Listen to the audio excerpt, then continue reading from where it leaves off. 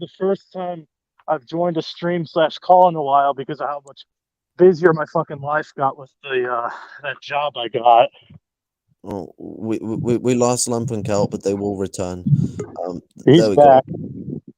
Willkommen. What's gather around. We gather here today to witness the ire of revisionism. You know, instead of burning a witch at the stake, there should be a thing called burning a revisionist at the stake.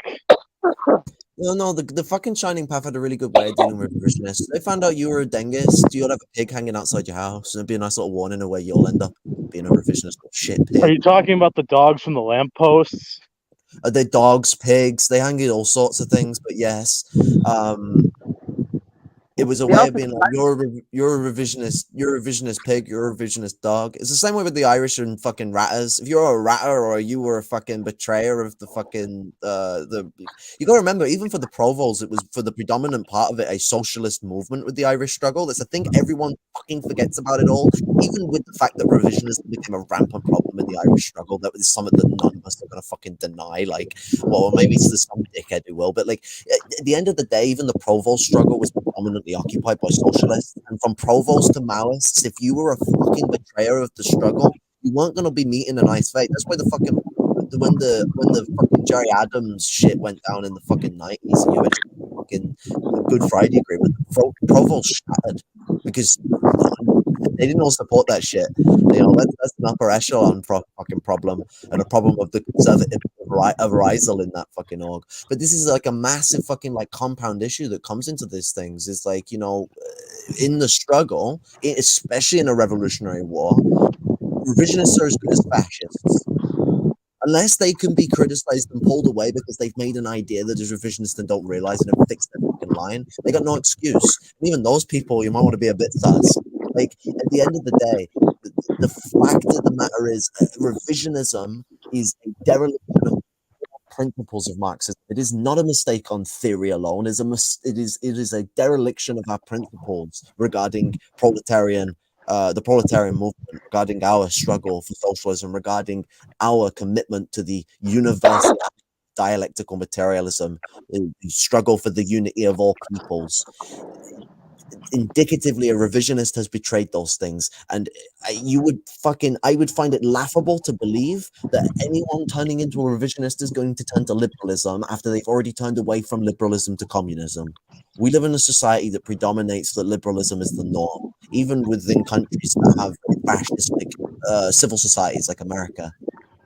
Liberalism is still perceived to be the norm because that's what the bourgeoisie prefer. That's their norm. That's bourgeois culture. That's bourgeois ideology. So the liberalistic norm is what people have already derelicted from in the first place because of the fucking crisis of capitalism, liberalism, the oppressive nature of its system. If you have gone against the left-wing struggle, you are not going back to the center. You are going to the right. That's where I see these people. And you see it throughout history every single time. They either take up the positions of social democrats or outright fascists, which are one in the fucking same. Yeah. I mean, what I was going to say is if every person I've seen who came from like a more fascistic conservative background supposedly went revolutionary and then stopping revolutionary, then they turn into a liberal, or the other way around, liberal to Marxist, then to far right pipeline. I've seen it plenty of times with many so-called Marxist kids, like these kid LARPers who say, "Oh, look at me, I'm so dedicated to the struggle of the revolution," but then they kind of realize there's none of that going on in the first world, and then they just turn back either into the same form of reaction they're in, or they go to an even more intense form of reaction. Well said, both of you. Yeah, absolutely. Well said. And what's it? Yeah, now respect, Shannon. Fucking all things considered, not doing the worst.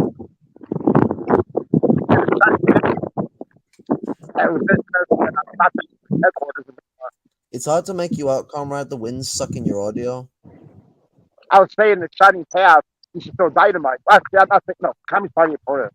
Shining Path was a term that got hit now. We need to make it so the Communist Party of Korea throw dynamite at Revisionist and Stockton Party headquarters. Oh, and the fucking death squad training DPRK's fucking embassy. They got what they fucking deserved. Embassy, the American Embassy, North Korean Embassy, Cuban Embassy, because they were all funded, giving some cases training the Peruvian state police that'll kill Communist Party of Peru cadres. It's like, what, you want to go out and find out?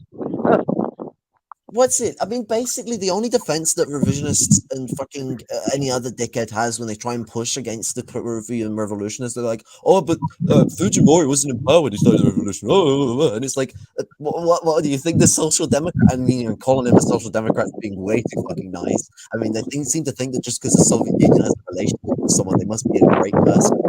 Revisionist China had relationships with Pinochet, fucking, helped with the war on terror in fucking Afghanistan and Iraq. So like, fucked. The what's it? It's you look at what's going on in Peru in the 70s and the 80s. And their basically argument is that there's a social democrat in power, so the Shining Path shouldn't have revolted as if a social and that's Stalin. The quote from Stalin goes completely against that fucking shit, where Stalin talks about the nature of pacifism and how the bourgeoisie promote it. And that fucking social democrat was no pacifist. Like, it's not even in that level of caveat. Like, the social democrat was a fucking militant fucking geezer who got empowered by a fucking coup. Like, you're not gonna fucking tell me that social democratic and what the Soviets support them. Oh, great. Oh, wow. Like, that's fucking meaningful. Well, revisionist now, they have dirty little that they want to mess. Post now is China. Thing is China. Late 70s, 80s, early 90s. Collaborated with imperialism in Angola, Cambodia, Afghanistan. And then, in 2009, the first decade of the 21st century, Putin's Russia, the US, thing is China, and to a lesser extent, Iran and Syria, all collaborated with each other in Afghanistan.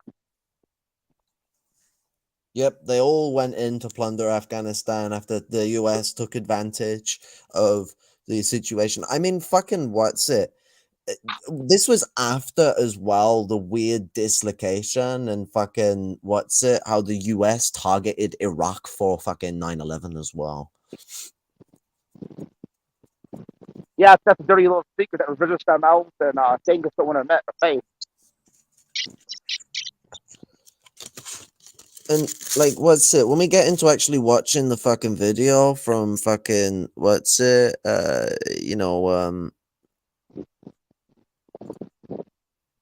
thanks, Shannon. I just saw your message in the chat. Nice. But yeah, no, what's it? Getting into I only just noticed you'd fallen out there. Yes, and when we get into this video we're going to be watching here from Fellow Traveler, which we must get into the very neatness of that name. It's apt for his positions politically, let's put it that way. I wonder if he knows what a fellow traveler is or what that actually means, or maybe he thinks it's about the Soviet space fleet. Ooh. But the what's it? This stream is just, it is a diatribe of absolute contradictive hogwash that takes little but a pull of the aglet to unwind. It is going to be an interesting trip. But fellow travelers, Lenin very much talks about fellow travelers. What's it? Is a quote? Let the fellow travelers slavishly follow the liberals as they hold in contemptuous against the underground press. Like, I can't remember the rest of the fucking quote, but the fucking quote is literally going on and being like, yo, these guys are petty bourgeois, fellow travelers of the proletariat, whom in which are not indicatively tied to their interests. They have a set of joint interests in the moment of a situation, and so these petty bourgeois fellow travelers flock to our cause. Lenin talks about this very indicatively when he talks about the carrot and stick method and how in which to engage with fellow travelers. What's it? The situation of what it finally represents is Trav has identified himself via name as someone whom is indicatively not a part of the proletarian movement directly and is instead a fellow traveler of the proletariat. I mean, it might not be their intention, but it's the funny way I'm gonna fucking take it, because their actions speak louder than their words. Well, yeah, I mean, one thing I was going to say about that, too, because once Noob Mode showed in the Discord chat the whole passage from Lenin about what the definition of a fellow traveler is, and I actually thought about your experience as a fellow traveler and everyone else in MRN's experiences with fellow traveler. I kind of thought to myself, despite his intentions, he does kind of come off as like one of those labor aristocrat types that I'm familiar with, where I live, being southeast of the city of Chicago, where there are plenty of those people. Not to mention just all across that metro area to begin with, because it's one of the largest and richest parts of the U.S. Aye, spot on. Well, it's fucking guy's definitely got some fucking privilege up his arsehole. Like, fucking nothing like magically special. The guy is no fucking petty bourgeoisie, but like fucking guy ain't no fucking lower end proletariat either. That's on one part of his family, not both. Right.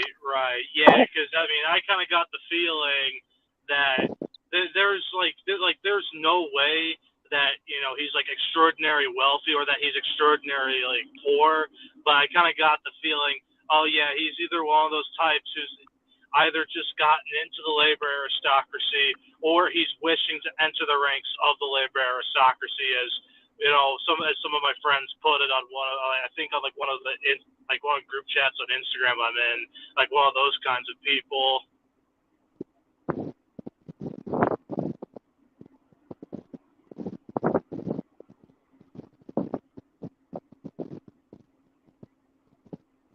Hello? Hello? Fucking StreamYard does this. If I tab out for like any longer than like a few seconds, it just fucking cuts my audio. Like, what the fuck? Oh damn. StreamYard, very efficient. Maybe it's the government trying to shut us down, kind of like the whole joke Falcone made when she had Weisfeld on about Israel Palestine. Hey, I want to bring one thing up though. I watched Trav's video the other night, and two things he never brought up in the whole video is how Brezhnev twice, I believe, 1969 with Nixon, 74 with Ford, asked, "Hey, would you care if we do China? Do you have a problem with that?" Sorry, my brain went flat with that. What did you say, comrade? I would say I've noticed. I watched Trav's video. I looked at the whole video the other night. Trav's video on Soviet social imperialism, and I noticed there's one thing he never brought up. I believe twice, 1969 when Nixon was president here, 74 when Ford was president here. Brezhnev asked them, "Hey, would you care if we do China? Do you have a problem with that?" He never brought that up. Yeah. What's it? The fucking the fucking attempts to nuke China. The Soviet Union requested of both the Ford administration and the Nixon administration, respectively. 69 to 74. And what's it? A lot of people do not take this into consideration when they look at the crisis that occurred in China in the fucking 70s. Like, the 70s is such a fucking mess, and one of the biggest contributors to it was not only were they being threatened with World War III, they were being threatened with nuclear obliteration straight out the gate. Does anyone understand how many nuclear ICBMs the Soviet Union had by the 70s? How many they'd already tested? If they decided to go for nuclear war, China loses. That's it. Because the Soviet Union has enough nukes to nuke China out of the fucking earth. Yep. This is what is meant by the nuclear dictatorship. That when these big superpowers have these thousands upon thousands of nuclear missiles, a new type of mannerism in how imperialism operates goes in. Because now you can just brutally threaten bigger countries into these golding matches of mutually assured destruction. Because China had nukes by the 70s. So, like, China would have thrown its nukes as well. And then the US would have thrown their nukes. UK would have thrown their nukes. Or all the West would just sit and watch. Just sit and watch the fucking East. I think the West would sit and watch, to be honest. I think the West would like, look, they're both our rivals. I'll take each other out. The West would step back and watch. I really think that. They'll tuck each other out. We go and invade when the fallout goes down. That's what the West would be like. Yeah, I'm not to be wrong, but I highly doubt the U.S. and NATO would have thrown nukes themselves. They would step back and watch both their rivals fight each other.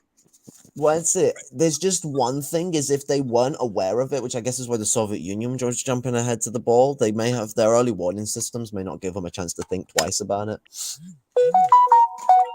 The US nearly accidentally shot nukes several times because of their early warning systems. This isn't me just pulling something out of my ass either. Like the Soviet Union had a similar problem as well at one point. There was one incident where the Soviet Union nearly launched nukes. Yeah, back in the early 1980s, I believe. Yeah. They call it the Cold War gone hot because, I mean, it almost actually did. Also, a lot of people don't actually get what the term Cold War means. I think that's also important for understanding revisionism.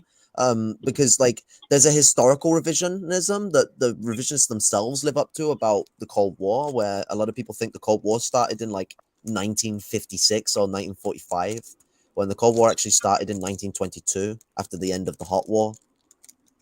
Yeah, I agree. True. Very true. I agree. Yeah. And what's the Hot War, people might ask, because that's not the imperialist war, although it is actively tied to it, of course, because the revolution came out of the imperialist war. The Hot War is specifically the war of the imperialists against the Soviet Revolution in the Soviet Union between 1917 and 1922. And the end of that war was the beginning of the Cold War, which ended in 1991. Yeah, it started during the Russian Civil War. Yeah. Yep, and another thing I was going to say about that too is that I even said to people for some time, I don't think the Cold War after World War II was the original Cold War. I even said to people, in fact, I think it started originally even after the initial end of World War I, and just picked right off course like once World War II was over with. And yeah, as you kind of mentioned with the faulty warning systems from both the U.S. and the Soviets, it almost went hot several times. I also flipped through because everyone thinks it's about nukes. It's like the nukes are just something that came a part of it after. It's about the fact that communism and capitalism are either in a hot or cold war, and it's specifically about those two relationships. Although it gets weird when revisionism gets into this because this also mixes things up and makes it a bit of a three-way. But the what's it? And it's only kind. Like, what do I mean by a bit of a freeway? It's only kind of a freeway because the Soviets are kind of taking the position of the imperialists, but you know, like, well, they are, but like, sorry, but they're also kind of like it's disguising themselves. So while they're taking the position of the imperialists, and they're basically just on the opposite end of the tree with the West, they're also disguising themselves and making themselves the social imperialist platitude, which you actually see the French and the British and the Americans try and compete with the Soviet Union on this, but what's it? If you look at the situation with this is quite funny. Is so I flipped through textbooks a lot when I was in school, and flipping through the history textbook when I was in year 10 and I was studying medicine through time. I just went skipping through the history book because I just felt like it, and in the section talking about the Russian Revolution and its politics, and also like there was even some bits talking about the collapse in 91 and the shortages in 87 to 91, etc. But there's also bits of talking about the Cold War, and it's specifically spoken of the Cold War as a period from the late 1910s to the early 1990s. The British textbook can fucking be honest about it. I don't know why anyone else can't. Like, we're talking about the British. They fucking lie every 2 fucking seconds. Like, the fact that they can fucking, you know, actually tell the history as it is. Yes, it started in the fucking 1910s. I mean, the fucking British will know they were one of the countries that invaded the Soviet Union during the Hot War. It's a ridiculous mannerism that people want to reduce history to centered around the nuclear conflict regarding the Cold War, because then they can center point the revisionists as the leader of that era and a necessary evil because the Cold War had begun and we needed them to represent us in this fucking situation. That is bollocks and cannot be seen as anything other than bollocks. Revisionist hogwash. We have to remember too, though, as Mao and Che said, the global class divide is not west-east; it's north-south. Yep, absolutely, 110,000%. And I want to add too, Che Guevara, toward the end of his lifetime, said that the global north, both U.S. imperialism and social imperialism, was oppressed and exploits the global south. Yeah. And they barter with each other over the dissection of the global south. The it's you look at like 1963, I think it was. Khrushchev went to visit the United States president in his fucking garden in his White House to go talk about giving up Soviet interests in West Asia and North Africa, and I can't even remember what they were going to get in return, but like the deal never went down. But like they were literally doing what Lenin said, which is partitioning the world between the cartels of empires. Like this is just how the game is played. The Soviet Union as well is indicatively past 1956 not just a fascist state, but if we are going to envision it correctly, it was very Nazi-like. Strasser, to be specific, not Hitler. Yeah, I know that's Mao what. does call it a Hitlerite dictatorship, but I mean, like, the differences between the Strasser brothers and Hitler are distinct, but they are not what would be the word, considerable. Like to the point where like something has indicatively changed in its form. The same form, but they have a different mannerism about it. Like Strassers, they both preached more to socialism.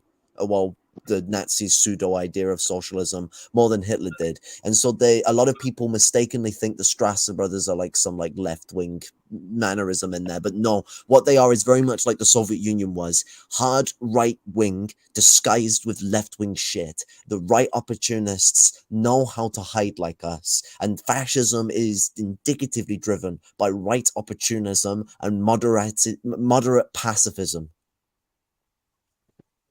Yeah, I would say that Mao was the more collective state. That the Soviet Union was a Strasserite fascist state, not a Hitlerite one. Yeah. Or you could be coy and say like social Hitler, right? Yeah, possibly. Yeah. Oh, one thing I want to add though too, to everybody listening to this right now is MLM. We do not identify as painting. That's an ML thing. We oppose the Brezhnev Doctrine. We oppose the Free World Theory. We oppose Brezhnev's invitation to Czechoslovakia in '68. We oppose Brezhnev's invitation to Afghanistan in '79. We oppose Brezhnev's invitation to Poland in '81. We oppose Deng's invitation to Vietnam in '79. And we oppose Deng's invitation to Tiananmen Square in '89. We're not saying MLs call themselves painting. We don't. A lot of people will fucking they can remember so vividly like about like fucking China and Nam to condemn Maoists as if we have anything to fucking do with that, but then they forget that Mao's era China actually supported the Vietnamese struggle. Right. Yeah. Right. Even after Mao met Nixon, I have to give him credit. He still supported what was then North Vietnam and the Viet Cong, the NLF, National Liberation Front, South Vietnam. That's still Saigon was looking like. Yeah, and I mean we got to analyze as well at that point. Like, so when Mao met with Nixon, Mao was already deep into Parkinson's disease, and severe Parkinson's disease, like Mao fucking had, can lead to dementia. It can lead to you not knowing where the fuck you are. It will deteriorate you as a person. And you can see that with Mao. And it's one of those things where you will look alive one moment and you're like dead the next. And that's why there's literally that meeting with Nixon. There's literally a picture of him meeting and looking all fucking healthy. And then literally a moment later, he looks like he died. Moments later, he sits down and looks like he just fucking died. Like, people do not understand the actual material conditions of the situation going on there, the relationship to power that Mao actually had or lack thereof. Because Mao was, as Mao said in his own words, a smiling Buddha. He was more of a face and an implement to be utilized, and only thought he had power for a good part of it because, what's it? The guy was fucking, for lack of a better word, going through a fucking incapacity to remember himself half the time.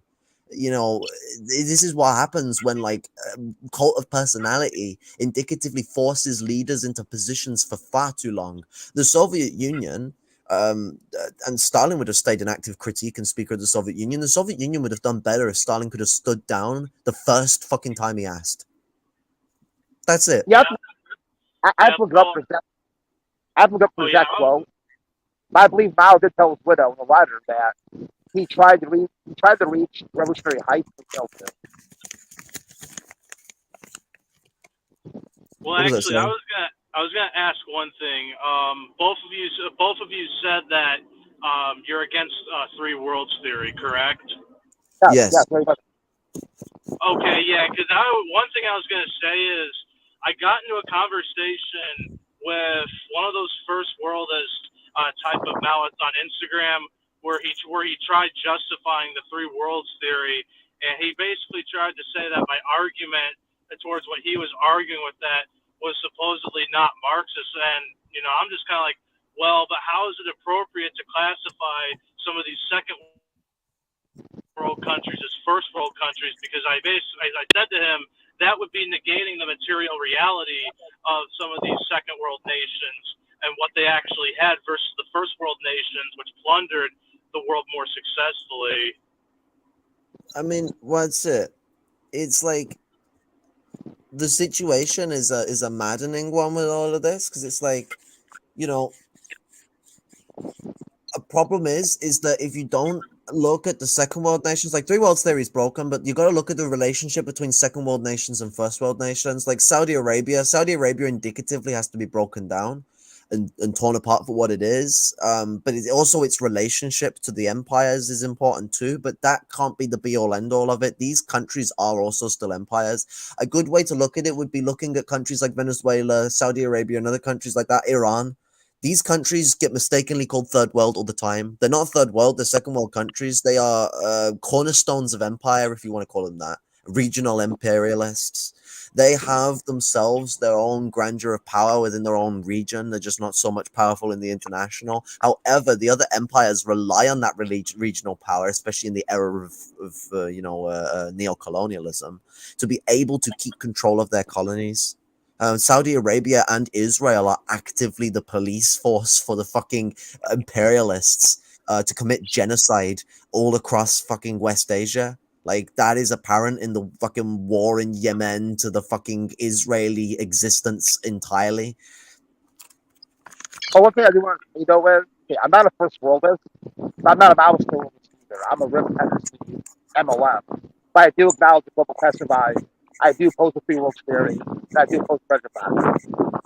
Yeah, I think that, like, the way I look at it, there's a good critique that was laid at me by a Maoist comrade about, like, way I perceive third worldism was not even meeting in line with what, like, the active perception within Maoism actually looks at third worldism and the mannerisms of it. And what I attenuate towards is an anti-chauvinist, anti-chauvinist Marxist-Leninist Maoist, that is where in which I direct myself and my emotions. Now, it's not just some title thrown together at the start. The point of laying out the anti-chauvinist position is more so basically there's a current in Maoism. It's not a separate clique. It's not some separate line. It's basically just people who are actually Maoists in the first world laying out that situation, that we are not these social chauvinists that you see with the Austin Red Guards or any other cunt like that. Because there's a very big problem in the first world. Yeah. Although I don't oppose I do not oppose Gonzalo thought in Peru. No, I have principal criticism. Yeah, like support Gonzalo thought, but fuck Gonzaloism. That's the way I look at it. They're two different things. Yeah, that's the way I see it too.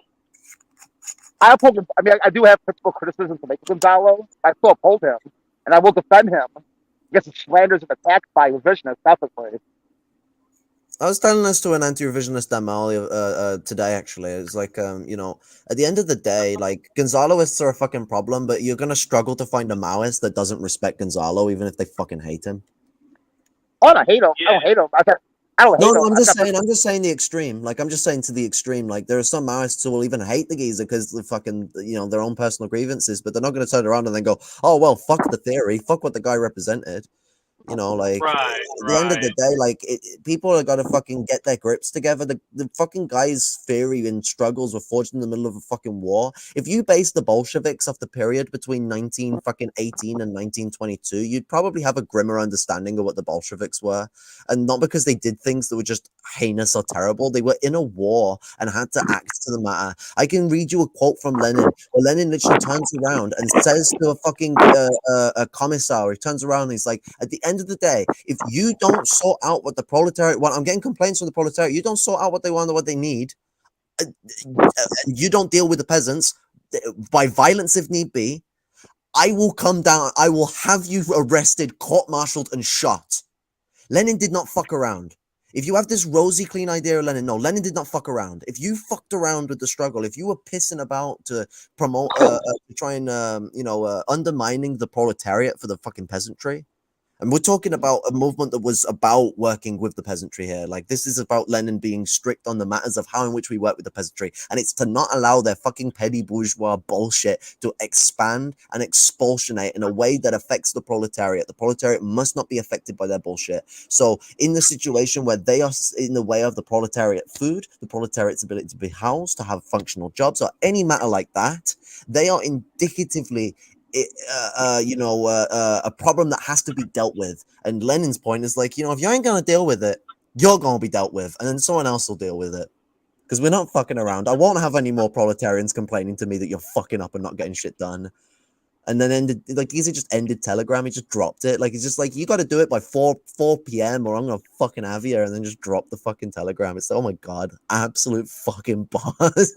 Fucking hell, dropped an atom bomb on him. But there's no fucking about. Like, if you're in the middle of a conflict and you're dealing with like fascists and revisionists striking against your struggle, you're not gonna go ask them to fuck off. You're gonna fight them. You're gonna fight them any way you can. Yeah, they're facing death squads to improve. The Ronderos, like the Rondero death squads, were like slaughtering Communist Party through cadres and villages. Yeah. And like, what's it? The fact that the DPRK was involved in training fucking death squads as well, like, like fucking all these ARMLs ARMLs, all these revisionist MLs love to hide behind the fucking DPRK as some like sanctity of socialism, or it's Cuba. They take their pick. Normally it's one or the other, not both.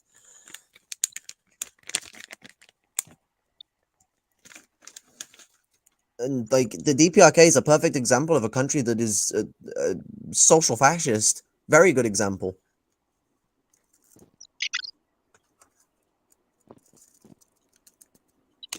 But yeah, who's the president of Peru who's got killed? You what? Sorry. Who was that the recent president of Peru who got killed last year? Castillo? Shit, you on about the fucking the dickhead who was involved with like the government during Fujimori, like fucking. He was a Rondero. He's a Rondero death squad member. Yeah, I can't remember the geezer's name, but I know. Yes. He's a revisionist ML and was Rondero back in the 80s. Well, I remember hearing about because I think it was Castillo's party. They were I remember S4A went over this in a live stream, basically saying that Castillo's party basically said, from the Soviet Union to the modern Russian Federation, we went from the dictatorship of the proletariat to the dictatorship of the law, and now there's no time for the dictatorship of the proletariat to reign, but for the dictatorship of the law under Russia. And I'm like, and it's like, hearing that, I'm like, that's what the fuck? Fascistic as fuck. What? Wow. I didn't know that. Yeah. I didn't know that. I didn't think Castillo was that bad. Castillo was that bad. Like, I knew the guy was not like ship and shaper, social democrats, moderate wing of fascism, yada yada yada. But like, I didn't think he'd be that bad. Like, holy shit.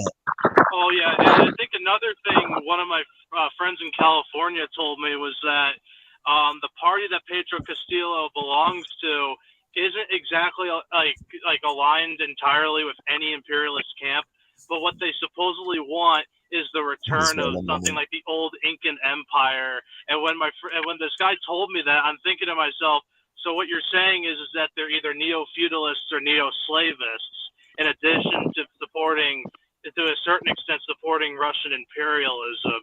It's kind of like the so-called socialists who support him because he's not the PCP Maoist. I'm just thinking to myself, at least the PCP Maoists actually followed through with Marxism, or were actually Marxists, while Castillo's party is just a bunch of simps for the modern Kremlin. Yeah, I mean, if we look at like the way that neo-feudalism is intrinsically tied to fascism as well. So, like, neo-feudalism is a bourgeois ideology. Don't be fooled by the name, anyone in the chat.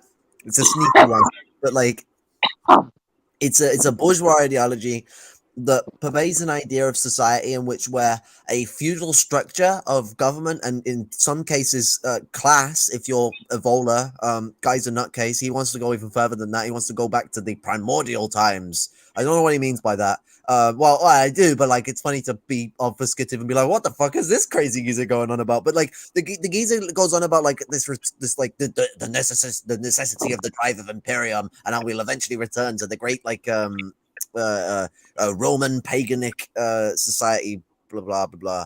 But the some of them are proper kooky with it. He goes on about like the return of caste and all that crap, but you got, like we'll use the Nazis as a bit of a base here to sort of ground ourselves a bit, so we don't get too lost with Evola because he's a nutcase. And as here's a funny quote: Heinrich Himmler, leader of the SS, quote on Evola. He called Evola both a Roman reactionary and said that Evola was trying to organize a counter-revolution against the of the old aristocracy against the movement of the modern world. Like, this is the fucking Nazis talking. Like, they kind of basically did the same thing, but like, when you get called a reactionary by the Nazis, like. That's a funny one, but yeah, no, like you look at fascism, how it operates. I mean, look at the Nazis, for example. They did land plotting. Like, they did what the Americans did. A lot of people say America never had a peasantry. That's a fucking myth. Anyone who tells you America never had a peasantry doesn't understand what a fucking peasant is. You literally sapped peasants from Europe to go give plots of land to while fucking black people got nothing. Like, what the fuck did Americans think they had no fucking peasantry for? I want to beat America until they realize that they fucking realized they had this shit. Like, fucking wake up, you silly cunts. Like, Correct. I agree. it's so annoying. Yeah. Like the potentiality of these types of fucking wankers is just, it's beyond me at this point. My Scots-Irish, Ulster Scott ancestors that came here and settled in the American Southeast were literally peasants. What was that? Sorry, you cut out. I said my Scots-Irish, Ulster Scots ancestors who settled here in the American Southeast were literal peasants. Oh, fucking A. Peasants and dirt farmers. Well, yeah, I was also gonna say before my ancestors settled in came all the way to the Midwest. I remember that I think they were like doing from my own research, they either came from English descent or Scots-Irish descent or whatever West European descent, but that they were essentially just the poor kind of subsistence farmers out in Appalachia. And when they got the opportunity to migrate even further westward from Pennsylvania, they did to Ohio, and then they did it again towards Northwest Indiana and parts of Illinois. And it kind of just shows too how originally in America's history we did go from having a certain form of a peasantry into what eventually became the industrial proletariat, the Lumpen proletariat, etc. I mean, what's it? I'm petty bourgeoisie. I mean, like, think about it. Like, a lot of Americans who became plot landowners are still them same said plot landowners today. I mean, when you see the picture of Caleb Maupin with his brother on the balcony at his house with the long, poorly paved road that leads to the yard with multiple cars parked outside of it in the middle of a fucking massive farm field, that is someone who got land on moving here as a settler, and their family has kept that land for time. That is a very commonplace for America, and sometimes people are living derelict, very fucking dysfunctional lives on these plots of land still, and some of them are some of the biggest bourgeois farmers in America because of where they've gone. It's a wavy situation with this thing, but America developed, its society, utilizing the slaves for the majority of its workforce, and the peasanting was done by white peasants whom could also own slaves. So a lot of the fucking harvesting of grain, and one that's definitely gonna fucking hit the bars of racism, the picking of cotton, was done through the ownership of slaves by these peasants. Any peasant that could own the most slaves was a peasant that was destined to be bourgeoisie.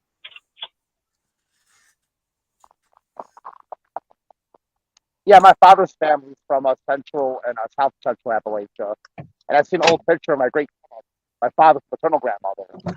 She looked like she looked like a typical Irish peasant woman. Fucking hell. Yeah, my dad's family's from northeast Tennessee, southeast Kentucky, the western half of North Carolina, and the southwestern part of the state of Virginia, like the Cumberland Gap area of Appalachia.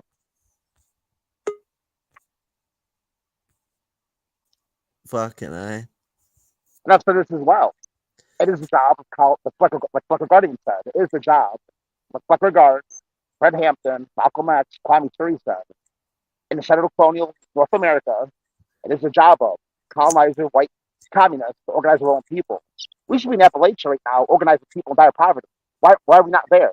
Flecker Guardian said about white leftists. When the Flecker Guardian said, he's correct about white leftists. He goes, what is wrong with you people? Are you looking at your own people? I mean, Black Red Guard parroted a quote from Kwame Ture, not directly, he was using it in his own words, but Kwame Ture during the Black Power movement, he turning around to the hippies, and he's like, yo, who started the violence? And whom goes home to your streets when they commit said violence? Yeah, Like, that's a criticism of the Weather Underground. yeah, not just the Weather Underground, but the hippies as well, and the way that things are dealt with today. Like all these white people that joined Black Lives Matter, good that they did that, but then they disappeared, and then we'll try and criticize black people for not being organized enough as the reason why the Democrats now have their own little BLM org and are like, you know, they have supposedly like taken over the movement. Like they're pushing that right-wing myth, which is bullshit. They haven't. Like the Dems have not interfaced the movement. But majority of people who are black ain't gonna fucking be like, oh look, the Dems have said BLM, they must support me, as if they were gonna fall for that fucking shit. Like you got to be privileged and black to go through that. And I don't know if people know this, but racism has made being privileged and black a hard thing to achieve. Now, like the what's it? The thing to really indicatively see about this is they then leave, they then make this bombastic criticism, and it's like, bruh, whose fucking responsibility is to deal with the white Democrats and their white bullshit? Black people, is it just them to deal with it on their own? Like they got to make sure all of their organizations are tight in that regard. It's nothing to do with the white people organizations. It's not like the biggest communist party in America is the fucking the militant wing of the Democrats in how it operates. It's to the right of them. Like a communist party that's been dominated by whiteness for fucking majority of its existence, no more than revisionism. Oh, by the way, Flecker Guard was Fred Hampton commentary. Well, it's a similar conversation because Kwame Ture goes on about it in the Black Power struggle as well when talking with the hippies. You know, the non-violence movement that was against fucking the Black Power struggle. The one where he's sitting there with the shades on, looking like a boss man.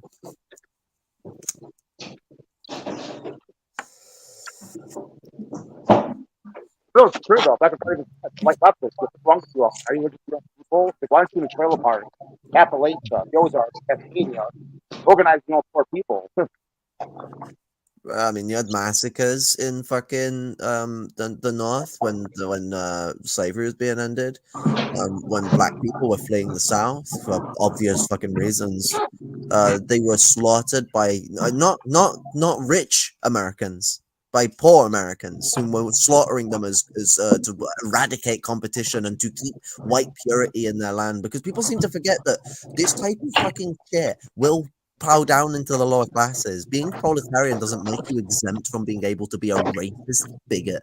There are other ways to be an oppressor. Like it's not so simple. No, I mean, Well, not an oppressor, sorry, to be oppressive. Wrong choice of language. To be oppressive. There are other ways to be oppressive without being an oppressor. Oh yeah, but I mean, it's our job to organize our own people away from fascism.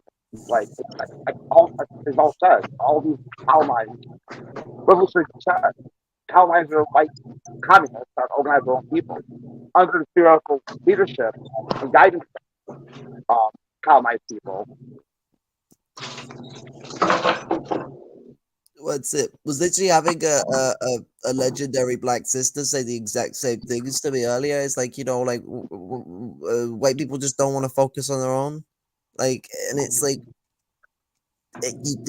going around policing black people all the fucking time, and it's like black people aren't the one with an active genocide against white people right now. It's the other fucking way around. Like, wake the fuck up in the world we live in. We're not living in the Jim Crow has ended, everything's gone better. Segregation has increased by 81% since the quote unquote end of Jim Crow. That's increased for those who want to fucking manipulate or fuck around or not listen to the words and who are out there.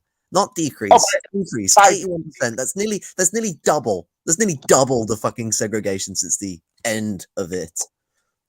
Yeah, well, I mean, one thing I was going to say about with the increased segregation, I mean, even like I mentioned where I lived beforehand, many of the communities you still drive in while there's definitely been some changes within the last few decades.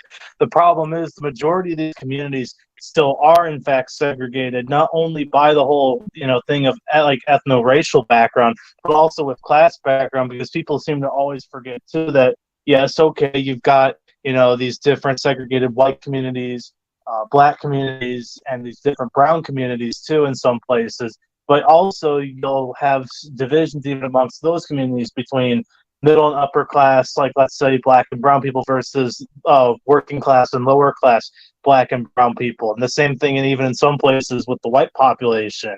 And that's the thing people forget too, that segregation can also dip its feet into the whole question of social class as well.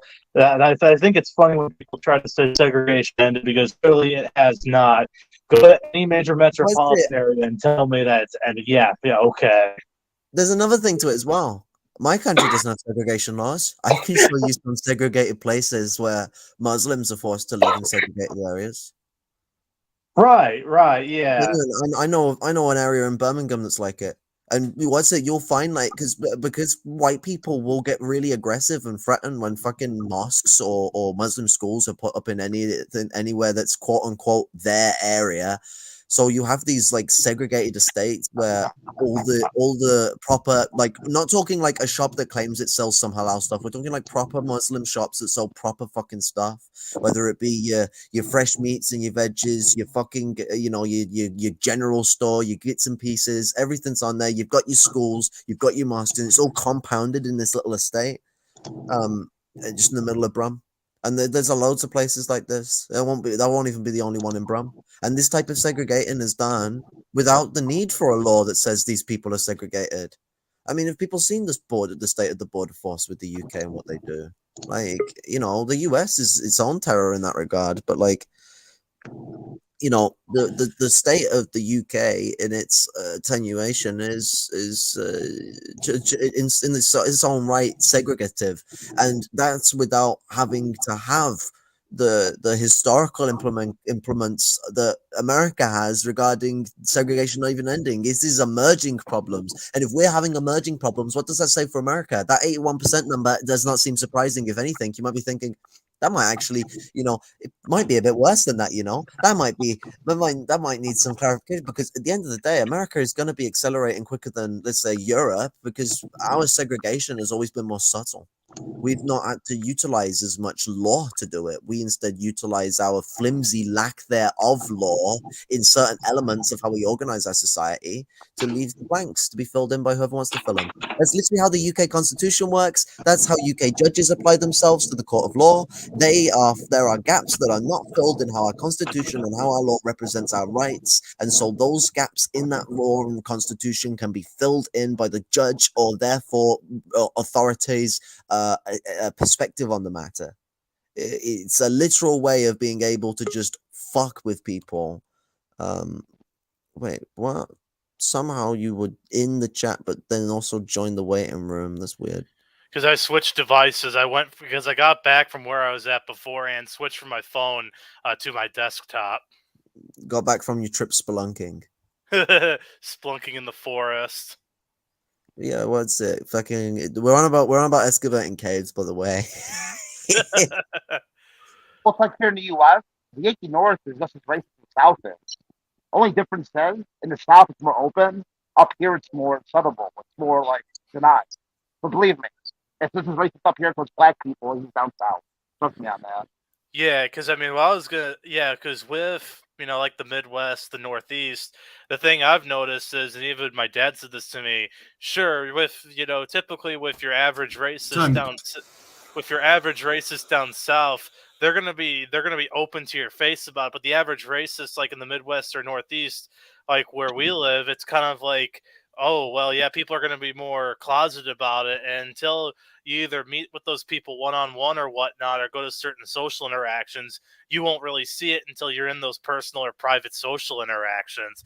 And that's what was it? My friend Evolutionary Marxist and I, with how much of a reactionary labor aristocrat his dad and even his older brother are, we didn't see that out of either one of them or any of their friends until we got into like a private, like private drinking party of all of them. And once I saw this, I'm thinking, holy fuck, this is essentially just a bunch of soft white supremacists. And I basically said to Evolutionary Marxists, yeah, no, we shouldn't join in on their social interactions again if it's just going to be a bunch of white supremacist shitheads trying to fucking make us feel bad because of our, neurodivergency or our fucking politics.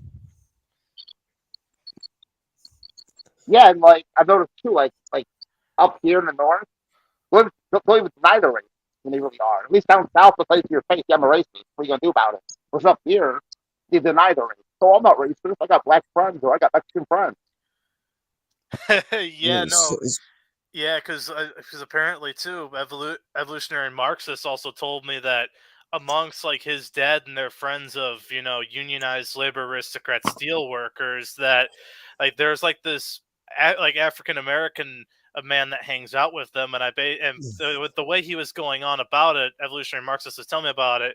I finished his sentence from saying, "Oh, is this guy you're referring to? Is he like an Uncle Tom type or something?" He said, "Yes, he is." I'm like, "Oh, well, that I said that's great," because then again, another one of our friends who his dad has like a few Mexican friends who basically, because of colonialism assimilation, they seem and act more fucking white than they do, like anything else.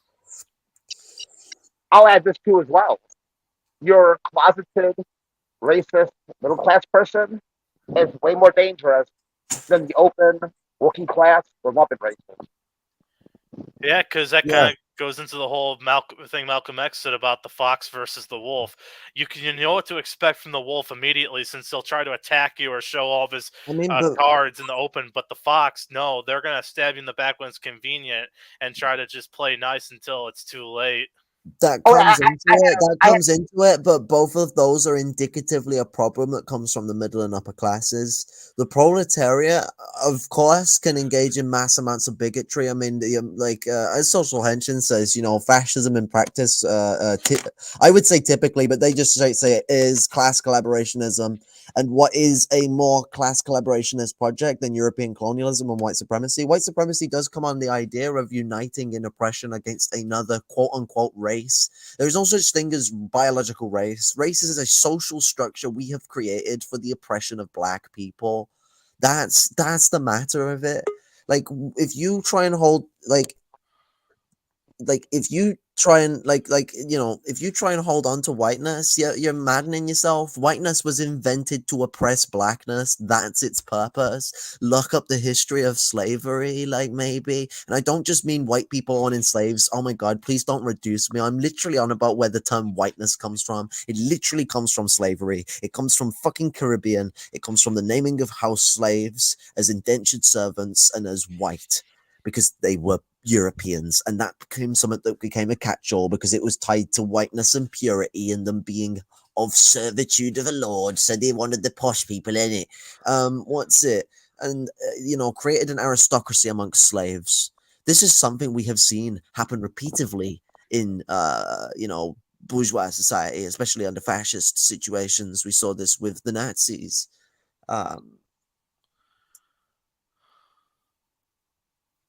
My brain's gone flat. I think Rob's. I think Lumpen-Maoist are in connection problem.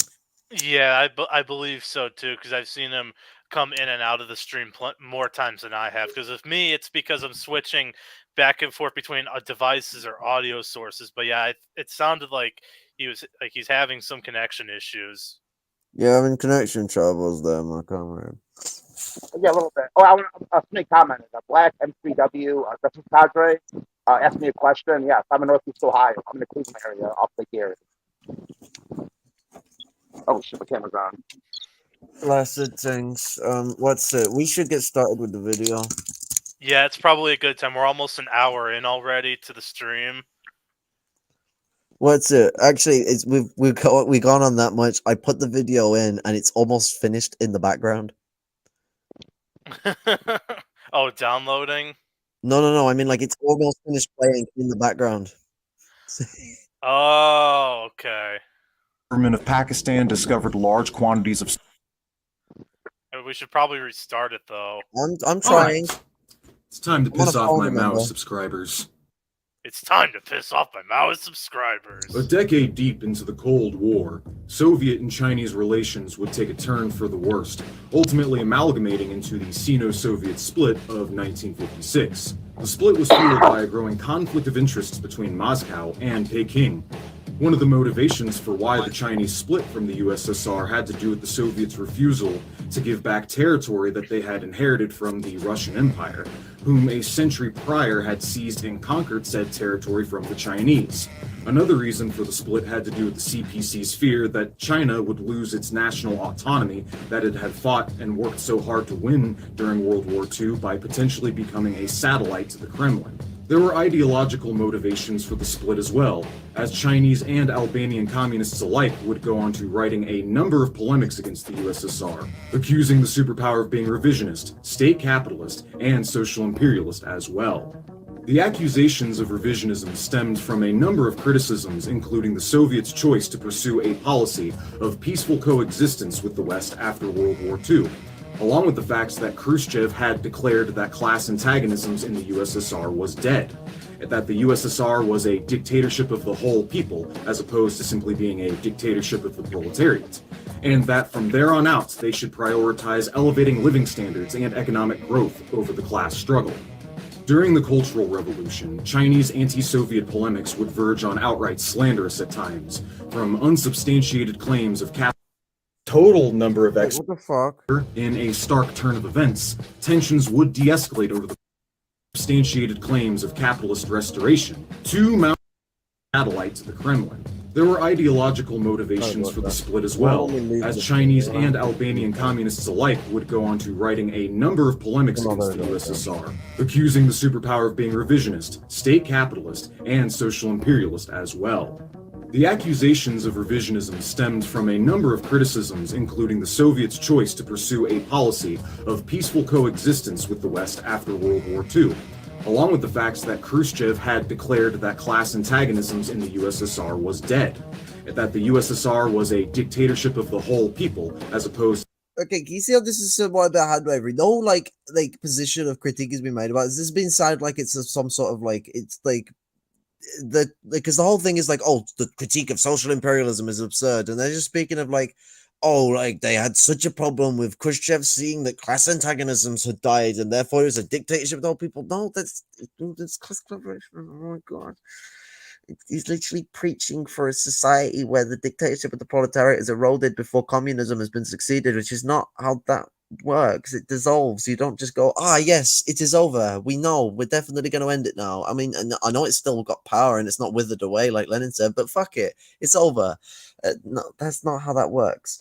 And like the what's it? The like hand wavering capitalist restoration. Are you mad? Like, even if you were going to argue your silly little, the Soviet Union was not imperialist, guys, you could not argue they didn't restore capitalism. Like, literally, the coup against the Soviet Union in 1956 was a coup against the proletarian dictatorship, which therefore takes it out of power.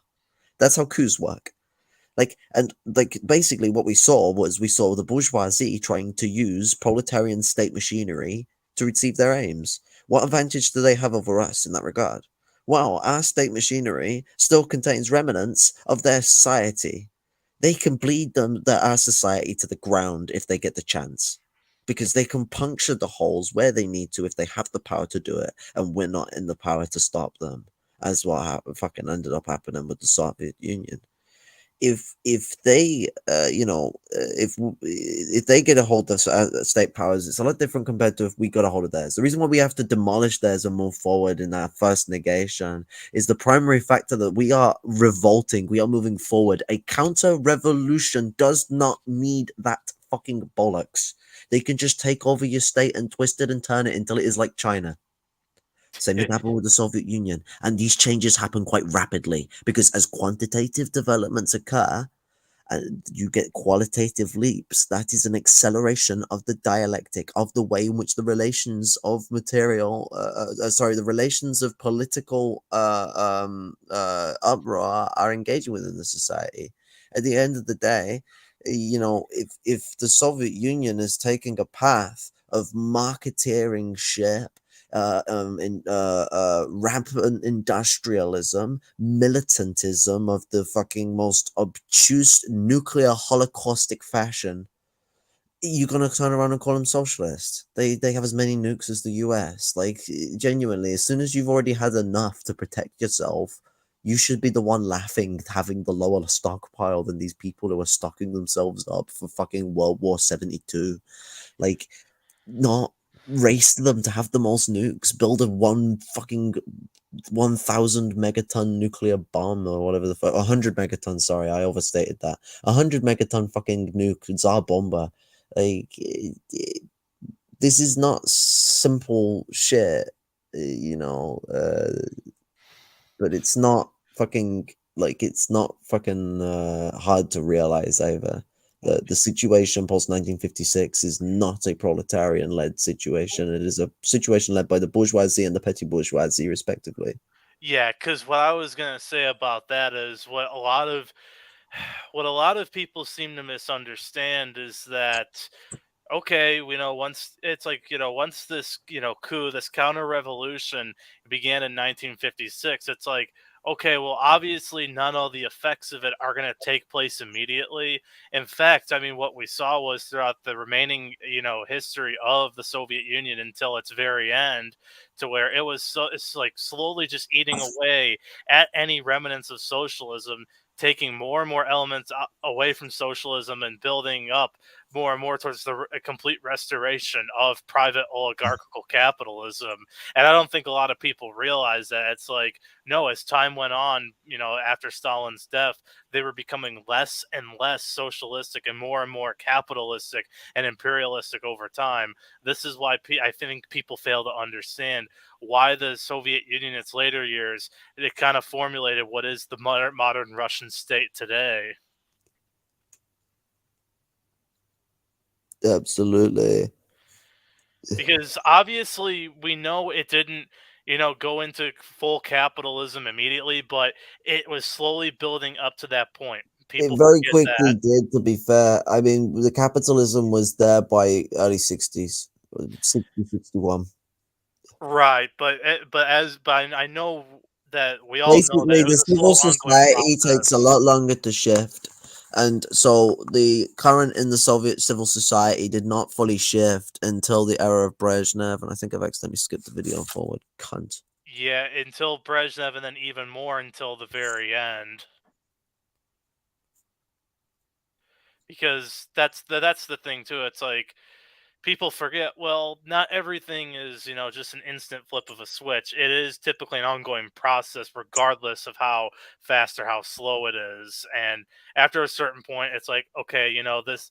It's like it's obvious that they've made a switch to a certain degree, but then even more so over time, it's like, oh yeah, no, there's no way we could legitimately call this socialist anymore, or even to this same degree that it once was. By the fucking, at the end of the day, by the time they took power, it became a fascist country. The elements within the civil society that still existed, that still proponed its prior elements, would be rogue to the actual leadership of the society. The administration would be in contradiction with the mannerisms of elements of the civil society. There would be a disparity. Let's turn into Lumpen kill and Did Lumpen-Maoist drop out of the call? Oh, he's back. I think Dr. Snow said it best, that the real true Soviet Union, 1956, what 1991 was Soviet Empire. Bucko got to make his point though. So we should not mourn it, but at the same time, it was a geopolitical disaster. That's of it.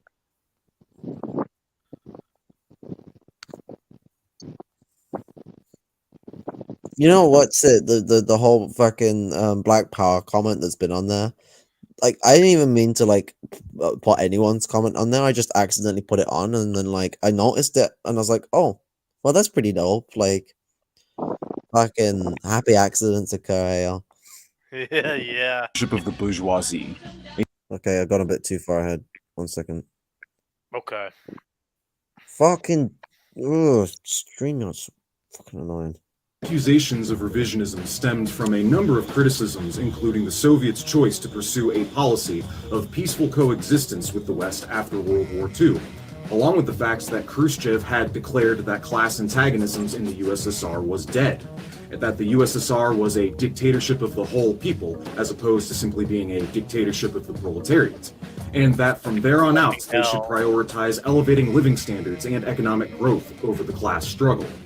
During the Cultural Revolution, Chinese anti-Soviet polemics would verge on outright slanderous at times, from unsubstantiated claims of capitalist restoration to Mao Zedong. Unsubstantiated claims. You see what I mean? What do you mean unsubstantiated claims of capitalist restoration? Not know about fucking Khrushchev's reforms in '63. Oh my god. Well, I was gonna say that whole statement about the dictatorship of the proletariat versus the dictatorship of the whole people. I mean, I'm gonna say it right now, and both of you are probably gonna agree with me on this. That sounds very much like class collaborationism. Oh, dictatorship of the whole people, now the proletariat. It's like, oh, so you're saying all social classes, not just the proletariat, but also the exploiter and like middle classes too? It's like, no, it's like, I know fellow traveler claimed to have read Pat Sloan's book, Soviet Democracy, but he seems to ignore the main thesis of that book. The dictatorship of the proletariat means liquidating the bourgeoisie, the petty bourgeoisie, the labor aristocracy, and any other similar ruling and beneficiary classes. It's like, that doesn't mean having a coexistence between those classes like in fascist class collaborationism. He seems to be ignoring that from Pat Sloan's book. Oh, he actually used to get really angry with me because I criticized the aristocracy all the time. But the what's it? I don't even do it all the time, but that's the way I'm perceived. I'd say I punch on the petty bourgeoisie more than I ever punch on the labor aristocracy. You definitely do, and I'm glad you do to a certain degree. You trying to avoid a beating, motherfucker? But like, what's it? The situation is like, fascism, just like the way that these revisionists push it, they constantly push about this like dictatorship of the whole people. We're all in this together. Come, guys, come. And what it really means is there's going to be class collaborationism between the exploiter classes and key sectors of the beneficiary classes, which they will then be relied upon to engage with the rest of their class. Like, they don't engage with all the labor aristocracy, they engage with ringleaders of the labor aristocracy. I think it was fucking Marx who pointed that out to Engels in a letter, or I may have gotten both reversed, and it was actually Engels that sent it to Marx. I don't know, you fucking figure it out. But the brought to you by Marxism. But the what's it? Lenin quotes it in the socialism and the splitting imperialism. But the what's it? Fucking brain's going flat. Has anyone got a bicycle pump? The what's it? Fucking when you're turning around and trying to suggest that somehow capitalist restoration is absurd, that somehow 1991 or 1987 or whatever the fucking way you want to draw your line for some silly reason, is like somehow the Soviet Union just went from being socialist to dropping off the center of the earth. And then you can try and then argue that the Soviet Union didn't collapse because of economic problems. It was so strong and stable country. The right wing can't hurt me. The strong and stable country. It didn't collapse because of its economy. Strong and stable country. Keep telling it to yourself. Go on, sit in the corner. Keep telling it to yourself. Rock in the corner like the fucking little mad lads you are. Like, fucking what's that? I accidentally locked my phone like a funny person. What's it? the situation is just ridiculous. Like the Soviet Union collapsed because of internal contradictions. You can go and cry and cry and cry about how the US caused the Soviet Union to collapse. The Yeah. imperialism in their little war squabbles between each other, and also imperialism's manipulation and wanting to work with the worst of the Soviet Union. Stalin points this out with the way that the West will try and highlight the rejects and revisionists and conspirators of the Soviet struggle of the Bolsheviks. They're the ones who have been purged and or otherwise, purged and what's the fucking word? Exiled. Yeah. What's the fucking yeah, that does play a part, but like the actual primary situation regarding the fucking dissolution of the Soviet Union, of China as a socialist country, is internal revisionism. That's the biggest problem that fucking struck the communist movement in the second part of the Cold War, post World War II. Well, yeah, I mean, I was gonna say it's like, yeah, it's pretty clear. It's pretty clear from what I've talked about with most people, including both of you, that yeah, no, the reason why the Soviet Union fell apart and why China turned into what it is today is largely because of what you said happened with internal revisionism. Now, I do think it's possible that there could have been foreign interference from other imperialist powers too, but I think largely it does have to do with internal revisionism, homegrown fascism, even more so than like foreign imperialist agents. The foreign imperialist agents, from what I can recall, were more prevalent like a lot earlier on, but eventually it just became, regardless of the foreign imperialist agents, it was homegrown fascists and internal revisionists that were the biggest contributor to the problems, to a lot of the contradictions that arose.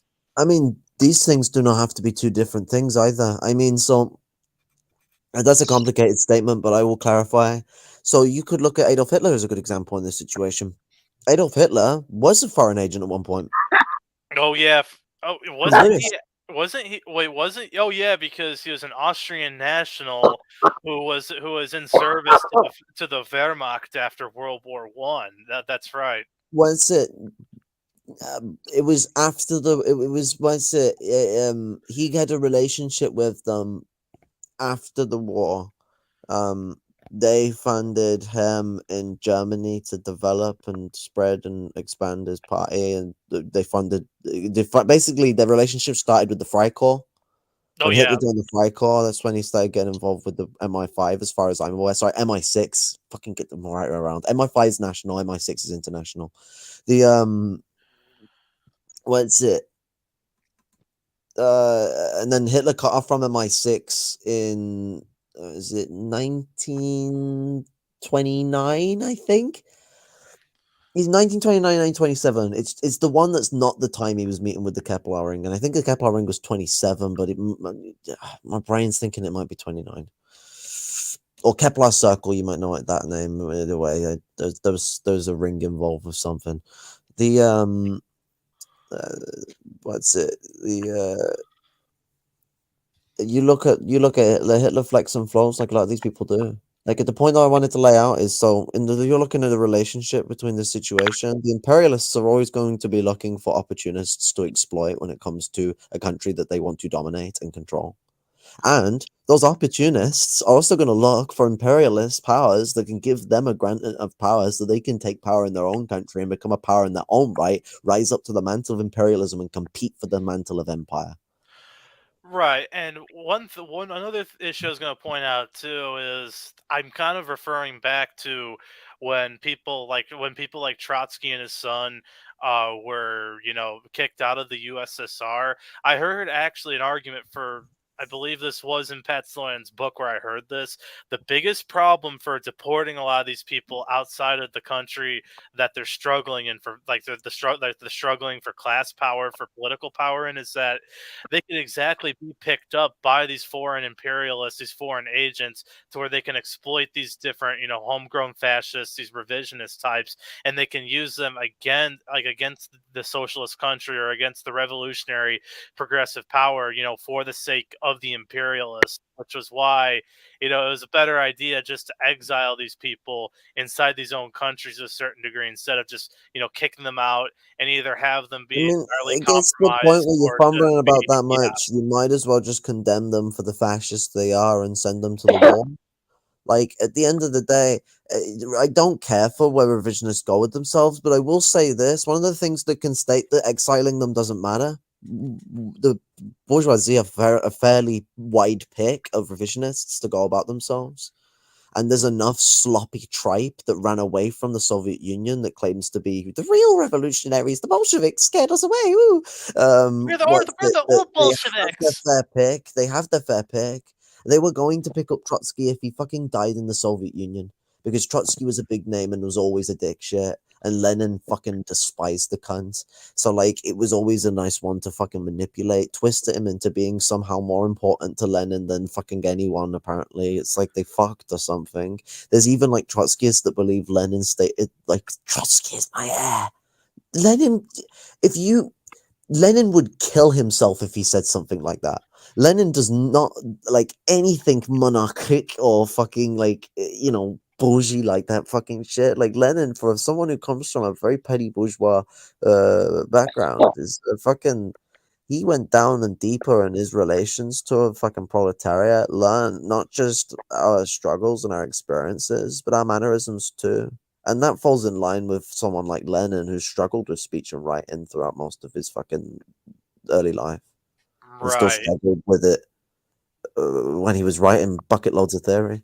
Right. But yeah, I mean, kind of to finish off what I was saying beforehand, it's like kind of like the problem is, yeah, no matter what, but in the case of where they are kicked out of the country, and they're either in a place to either be, either be picked up by the foreign agents or to be I guess attacked by other reactionaries. The problem is, it's like you said, these people are going to be claimed by the bourgeoisie in some way or another as being, the real revolutionaries, the people who want to actually bring social change, not those evil tankies or whatnot. But it's It's just also the fact that they yeah, have their own homegrown ones is more the point I'm laying out. Like, they don't even yeah, need the Russians. They have the Germans, they have the English, they have the mhm, French, they have the Spanish. right. But at the end of the day, it's kind of like, as you should do your best to try to avoid those kinds of situations. There are some things that cannot be avoided, like with the bourgeoisie claiming idiotic motherfuckers like Trotsky. At the end of the day, what's it? That already happened inside the Soviet Union with Trotsky. Right. Trotsky Yeah. represented the force of the bourgeoisie, and therefore the West already caught their eye on him before he ever got exiled. I mean, he was one of the people who went to meet them when they were going about and scamming Americans. Big Yeah. meme. Oh yeah. Oh yeah. The ex-Russian bourgeoisie. Yeah. That makes sense. You want to think about ex-Russian bourgeoisie? Khrushchev's father was a bourgeois Ukrainian. What is the same with Brezhnev, right? I don't know about Brezhnev. I think Brezhnev might actually have I don't know. I mean, he may have a more humble beginning and just became an asshole with age. I don't know. Like, Brezhnev's a fascist piece of shit, so I wouldn't give him the credence. I'd like to think he come from a bourgeois family because it make things easier. But we can't be reductive to think that someone couldn't come from a proletarian family and take the positions of Brezhnev. Yeah. Yeah. Where they eventually they just did the whole social climbing thing and just kind It's of not turned even just for the about social worst. climbing. I mean, there's also going to be outliers that can just have some pretty fucking terrible politics. I mean, there's a good reason why Lenin says the exceptions cannot outweigh the norm. The word norm is probably not the best word to use in these days. I mean, we've kind of figured that normal is kind of a bit of a weird term to utilize in regards to any sort of satisfaction. So the exception does not outweigh typicality. Yeah. Right. Right. But I know another thing you said too, of Khrushchev's father being bourgeois, I kind of find that very fitting, as how Khrushchev is a parallel to Trotsky and was once in bed with Trotsky, as pointed out by notable historians like Grover Furr, who did research on the topic and said, "Oh yeah, no, Khrushchev was one of the survivors of the purge. Who many of the Trotskyists got killed. There were many who also survived, and he unfortunately was many who survived, and many came from rich upbringings, and even said towards the end of their lives. We were taught to hate communism our entire lives, and we continue to do so even by pretending. Khrushchev and Trotsky were also both from Ukraine as well. Oh, I'm sorry, what was that? I believe Khrushchev and Trotsky were both from Ukraine as well. Yep. Yeah, but they're both from self-hating Ukraine. Ukrainians. What's that?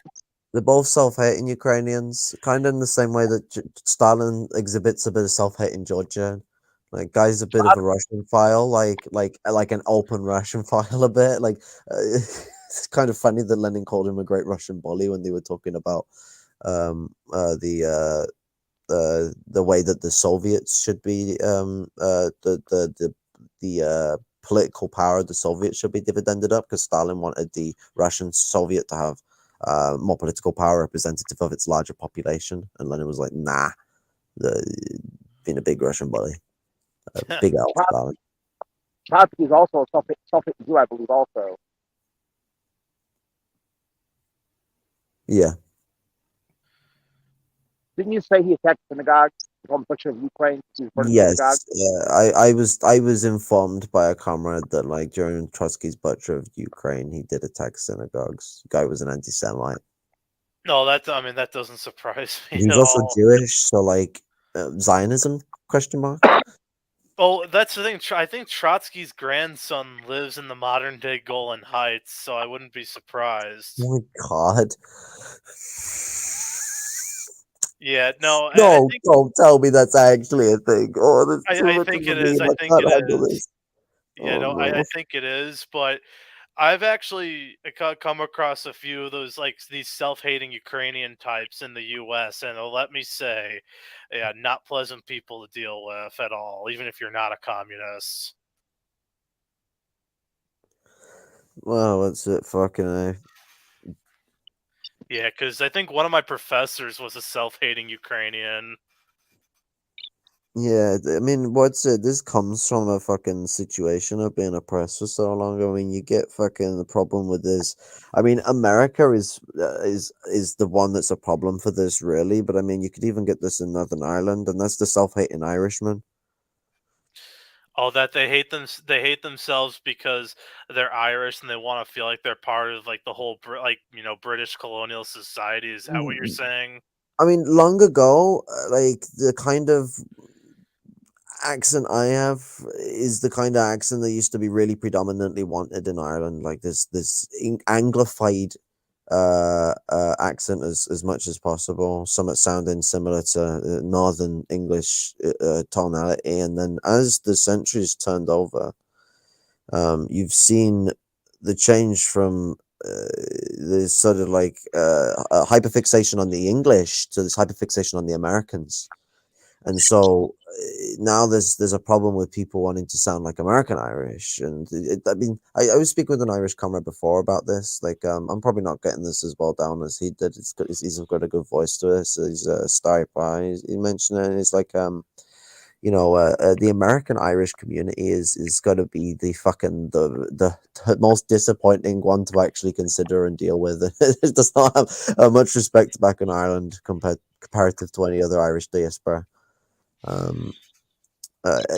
If anyone needs to ask why I think you should be slapped, like, and go read some books on racism, like, come back. Like, it's not even just about what they've done to Irish culture. America is like sold out Irish culture in every direction it can. And so, like, but even with their sellout aside, it's not even the worst of it. Like, they sold out our culture and turned it into a complete gimmick. Leprechauns, 4-leaf clovers. What the fuck? They have The pots of gold, rainbows. Pots of gold. Every time I see a 4-leaf clover associated with Ireland, it makes me cry. Like how it's a 3-leaf shamrock. Can you not get it right? It's so easy. It's so easy. It's because they're trying to make it a Lucky Charm and all that. Oh God, Lucky Charms! I forgot that even existed. And then they will call us what they'll call us gypsies. They'll call us fucking, they'll call us donkeys. Like, there's so many slurs they have for Irish people. Like, a lot of people don't fucking get it. I'll be honest, as someone in the Irish diaspora here, I find the majority of Irish diaspora worthless now, sadly. They are Yeah. not the Irish diaspora of 100 years ago. Yeah, you go back to the days of James Connolly, my goodness, America was fucking, they had some I fucking shit going on there. still James Connolly lived here for about a decade, right? In New York. Yeah, I mean the existing Irish socialist movement in America, which is not in a very progressive state, we'll put it that way. Is Oh, wait, that still is based off of the remnants of what he started. I mean, they're gaslighting it and throwing it into the fucking furnace at this point, but like it's still the remnants of what he started. I'm going to add something else too as well about James Connolly. He was actually a founding member of IWW, the Wobbly, when he was living here. Yeah, the fucking industrial workers of the world. He's a founding member, actually. One of the founding members, and he was living here in exile for about a decade. James Larkin lived here too for a decade. Went to prison at Sing Sing. James Connolly also got into some funny spats with what's his name? Fucking DeLeon. When DeLeon started to go like freezer brain and started to go a bit revisionist for some reason. Lennon actually admired James Connolly. Lennon greatly admired Connolly. I mean, Lennon and Connolly are so similar to each other. Like, genuinely, like anyone who says it's overstating calling him the Irish Lennon, or like think it's just because he was the founder of the country, fuck off. Like, that motherfucker is a genius. And do you know what makes him better than Lennon? Like, I know Lennon's important to the groundbreaking progression of theory, but you know what makes him better than Lennon in my eyes? He comes from my class. Guy was a proletarian. Guy grew up impoverished in the middle of a ghetto in what's known as Little Island, which is a place in Glasgow, and it was one of the worst. Sorry, language. It was the worst ghetto on the mainland of the UK. The worst. You wouldn't find a worse one in the country. He grew up in that. He couldn't read or write until he was a full-grown adult, and he wrote. He's a style teenager. Absolutely. Wasn't James Connolly an industrial worker? Yeah. Yeah. From a young age. Yep. Okay. And he also went AWOL from the British military. Because of poverty, he went to the British military. And he went to Ireland. And she had his Irish woman. He went AWOL. What's it? The what's it? Connolly as well. So Connolly was born at a time where by the age of 3, you could find yourself working at a cotton mill. Oh yeah. Sadly. Yeah. Working off cotton that still come off the back of now working on company farm. People that were still slaves. Black people still slaves. I think people seem to forget that, like, the literal industry that they were expected to work at and the conditions they were expected to work in did not change. Slavery was not really ended by Lincoln, and it still hasn't been ended yet. But after Lincoln, like, what the company store system, the what the plantations are they called? What they fucking call it? It's not that, is it? It's I can't think of the name of them. Are you referring to what a lot of industries took on after the Civil War? No, yeah, after the end of slavery, a lot of industries took on a specific type of company store system work where you did not get paid. You got paid vouchers. It was called you get paid script. Both the coal industry and the steel industry used to do that in this country until around World War I or something. But yeah, you were paid in script instead of like US dollars or gold or silver. Yeah. And what's it? Basically, the way that they did it is, and Commentary did a good speech on this. It's like when Mr. Carmichael, which is where Kwame Ture's original surname comes from, slave owner. When Mr. Carmichael released his slaves, including his family's namesake, Mr. Carmichael instead, was like, okay, what's it? There's these slaves. They're homeless. They need a job. I need work to be done because I've lost my slaves. So you work for me. I'll guarantee your housing. You'll pay me the rent. I got food at the company store. You'll be able to buy that, and you work for me. That's all fine. Oh, what? I can't pay you as much as the rent costs. Don't worry about it, though. I can put a tab on for you and you can pay it back over time. Don't worry about it. And there'll be interest, by the way. And this will become the diminishing returns because every month you're getting paid less than you're actually paying out. Because if your rent costs more than the vouchers you've got, well, all your food now has to be borrowed, and the capitalists will very willingly lend it to you because the bigger your debt gets, the more they control your life.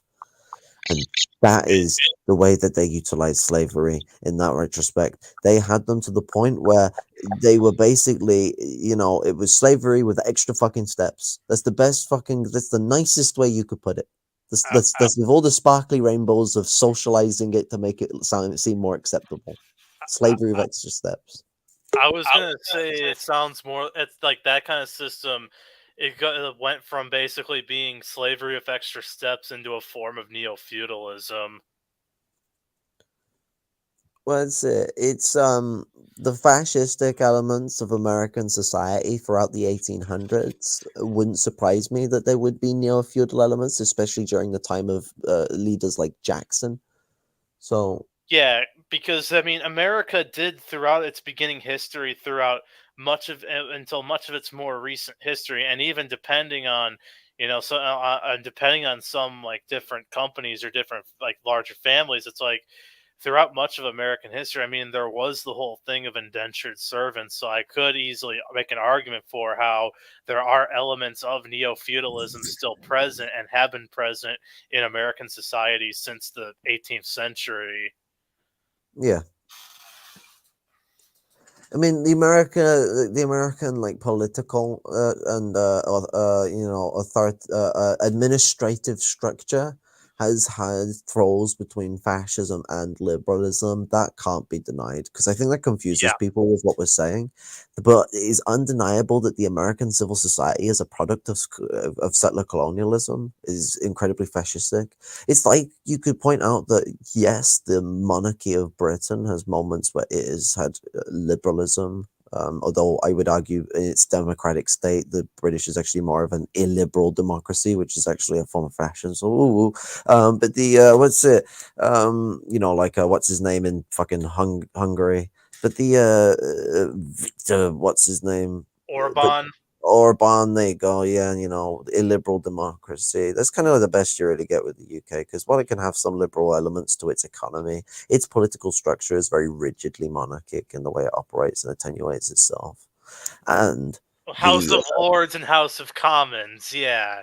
Well, the House of Lords is the biggest seats in government. They have the most amount of seats. Right, yeah, but and there's actually three houses to the government. There's the House of Commons, House of Lords, and the House of Windsor. The House of Windsor leads the House of Lords.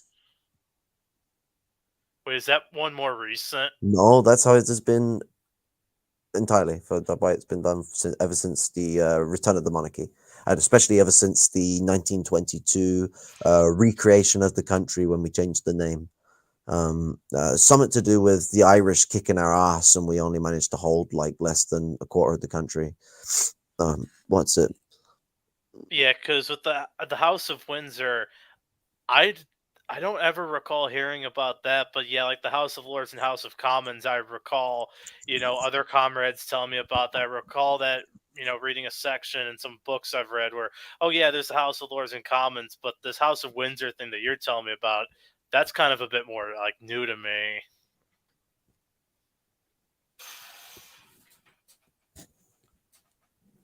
Yeah, what's it? It's mad things. I will pursue the video. Okay. Tung's famous declaration that he made about Brezhnev's Soviet Union in 1966. Oh, this is fun. This one is. Quote, "The Soviet Union today is a dictatorship of the bourgeoisie, a dictatorship of the grand bourgeoisie, a fascist German dictatorship, and a Hitlerite dictatorship. They are a bunch of rascals worse than de Gaulle," unquote. I love that last bit. They're a bunch of rascals worse than de Gaulle. That's it amazing. just makes me laugh. I love Mao's coyness. It's so funny. Mao. If Mao had never stopped being sharp Mao and didn't have his hubris moments where he pushed away certain fucking comrades who were fucking principal comrades, like Mao would have gone on so well with the shit he'd done, because when Mao is fucking shining, Mao shines in all colors and speaks very well like Lenin. I mean, one of the things I love about the 5 essays is it's like fucking someone fucking brought Lenin back to go write a few more books with the way he writes it, and he constantly refers back to Lenin to fucking reaffirm his positions in a very, very articulated fashion. And the way he describes the dialectical materialist theory of knowledge is very clear cut, and you could chop out specific sectors of the quote where you get rid of some of the more like mouthy garbage and you focus more on the specific examples he's using in the quote, and that's a very good way to start with people if you just take it down and keep it small. Like you talk about the examples of like when Mao talks about man's knowledge is justified by man's social practice, and therefore if one's ideas is in line with material reality, one will progress forward and succeed. If one's ideas are in contradiction, are not in line with material reality, one will have to through their mistakes learn, change their ideas, and map their ideas to the actual material conditions of reality, so in which that they can fruitishly succeed.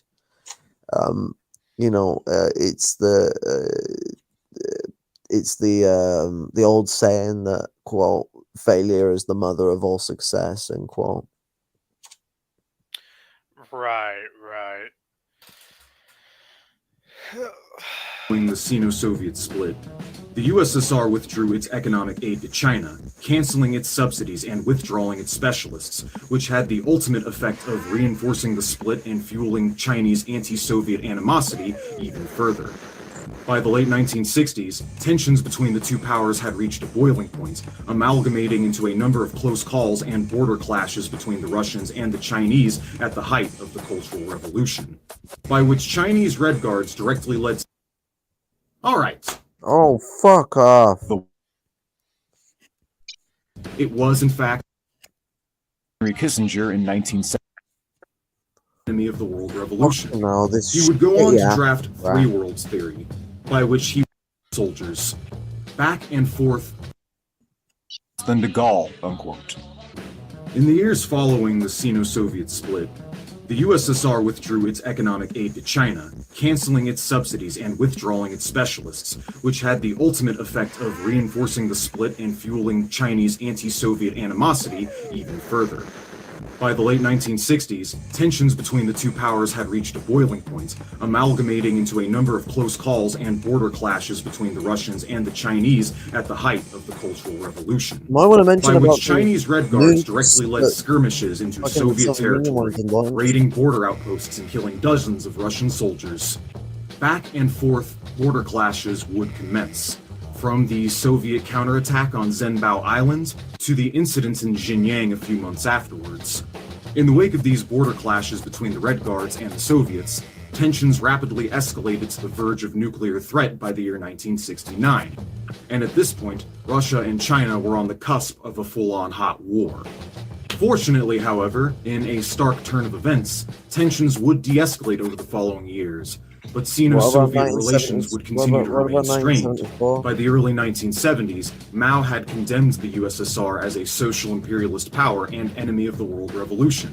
He would go on to draft Three Worlds Theory, by which he would categorize groups of countries by the First, Second, and Third World, lumping the USSR in with the United States, Britain, and France, among others.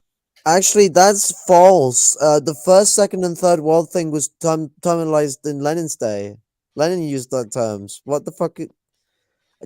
I've seen Lenin use the term Third World. What the fuck is this? This is like when people say Mao invented social imperialism or Hoxha invented it. No, they didn't, you little cutie. Like, it's so innocent. It was coming all the way from Lenin and Stalin, I thought. It's like, it's so adorably stupid. Like, you're trying to like act like, oh no, I know it all these Maoists, they've just got it wrong. And it's like, don't even know your ass from your fucking mouth. Like, fucking communication breakdown. I'm gonna bring you back in, Lumpen-Maoist, but StreamYard's being a cunt. I'll be right back. I gotta take a piss and get some water. What's it? Enjoy, but don't enjoy it too much. Any more than fucking 3 shakes, and you're having a fun one. Well, I did order some food too, so that will be coming eventually. That's it. Fucking American dysentery chunk. That's my new words for fast food.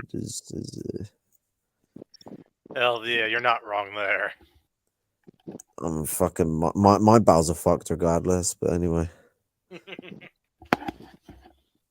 While characterizing China, Africa, South Asia, and Latin America as the Third World.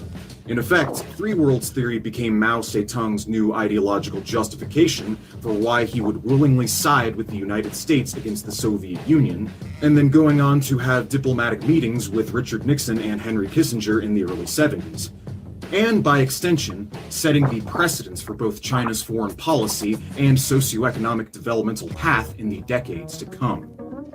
Quote, to continuously promote the world situation so that it moves in a direction conducive to peace and stability and favorable to the people of various countries, Chairman Mao Zedong pointed out during his meeting with Henry Kissinger in 1973 that as long as we share the same goal, we will not do harm to you, nor will you do harm to us, and we should work together to counter Soviet hegemonism.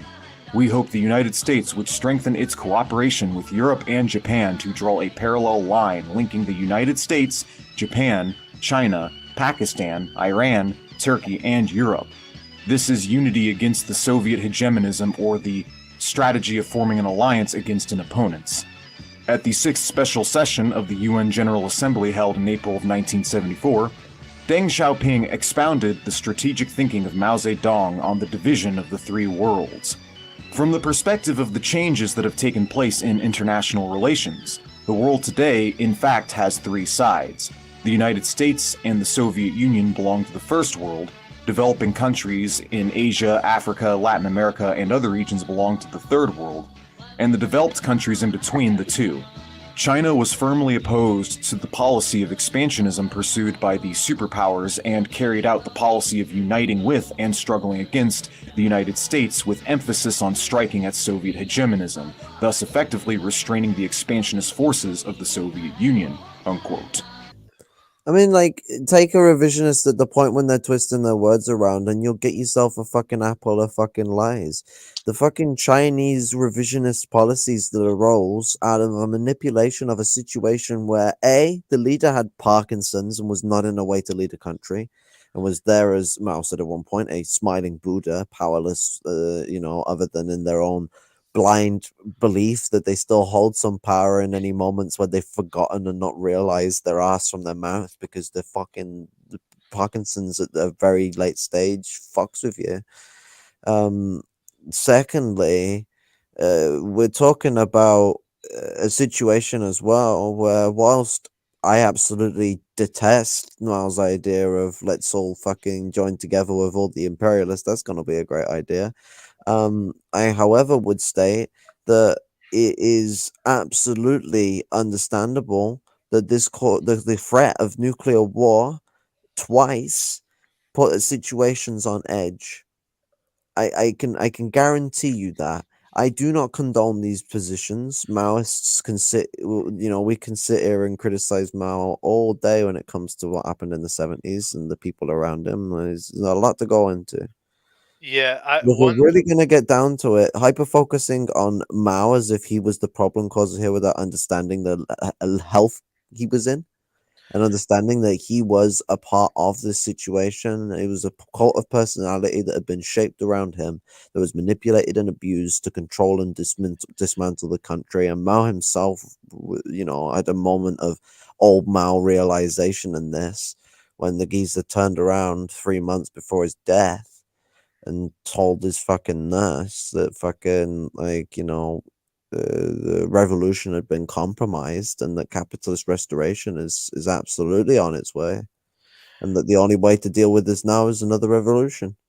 Yeah. Oh, yeah. And about the thing with the Parkinson's disease, thanks for confirming that with me, because I did have to explain to some of the first worldist Maoist types that, especially in the 70s, that you shouldn't be supporting every action one person does, especially if it's based on an incorrect line, or like let's say if they're making an incorrect decision based on their mental health, and they're like, well, no, but he was like completely sound and intact by then. It's like, no, he had dementia in one way or another, and you can't absolutely deny that, or else you are engaging in historical revisionism yourself. I mean, But it's even worse than just that with Parkinson's, because you basically have states where you're just like completely dead, and that's why like you can see Mao sitting in the chair and he looks like he's dead to the world, but the guy's just like clonked out sitting in the chair. He's probably not even asleep. He's just that fucking diffused and fucking broken. Like that's the way he'll sit in a chair. He'll sit in the chair like he fucking died.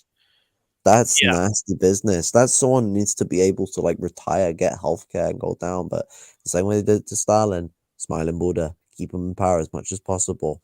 It allows for a situation where heirism starts to take over and reverence, and everyone claiming to be I'm the continuation, rather than it just being a healthy situation where he resigns, or there's another election, whichever way it goes about it, and like, you know, that someone else gets elected based on the position of the electorate and not I'm the successor of Stalin, because it's literally Trotskyist shit.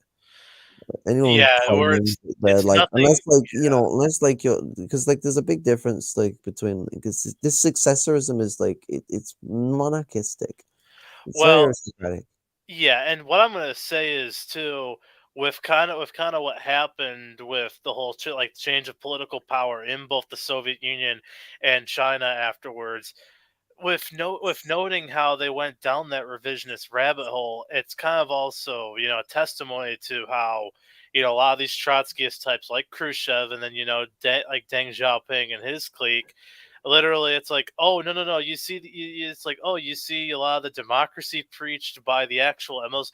Nope, we're going to get rid of that. We're going to get rid of those democratic principles, and like you said, you know, replace it with some like monarchistic airism that's entirely anti-proletarian and anti-democratic, and just flies in the fucking face of the revolution of any form of legitimate democracy.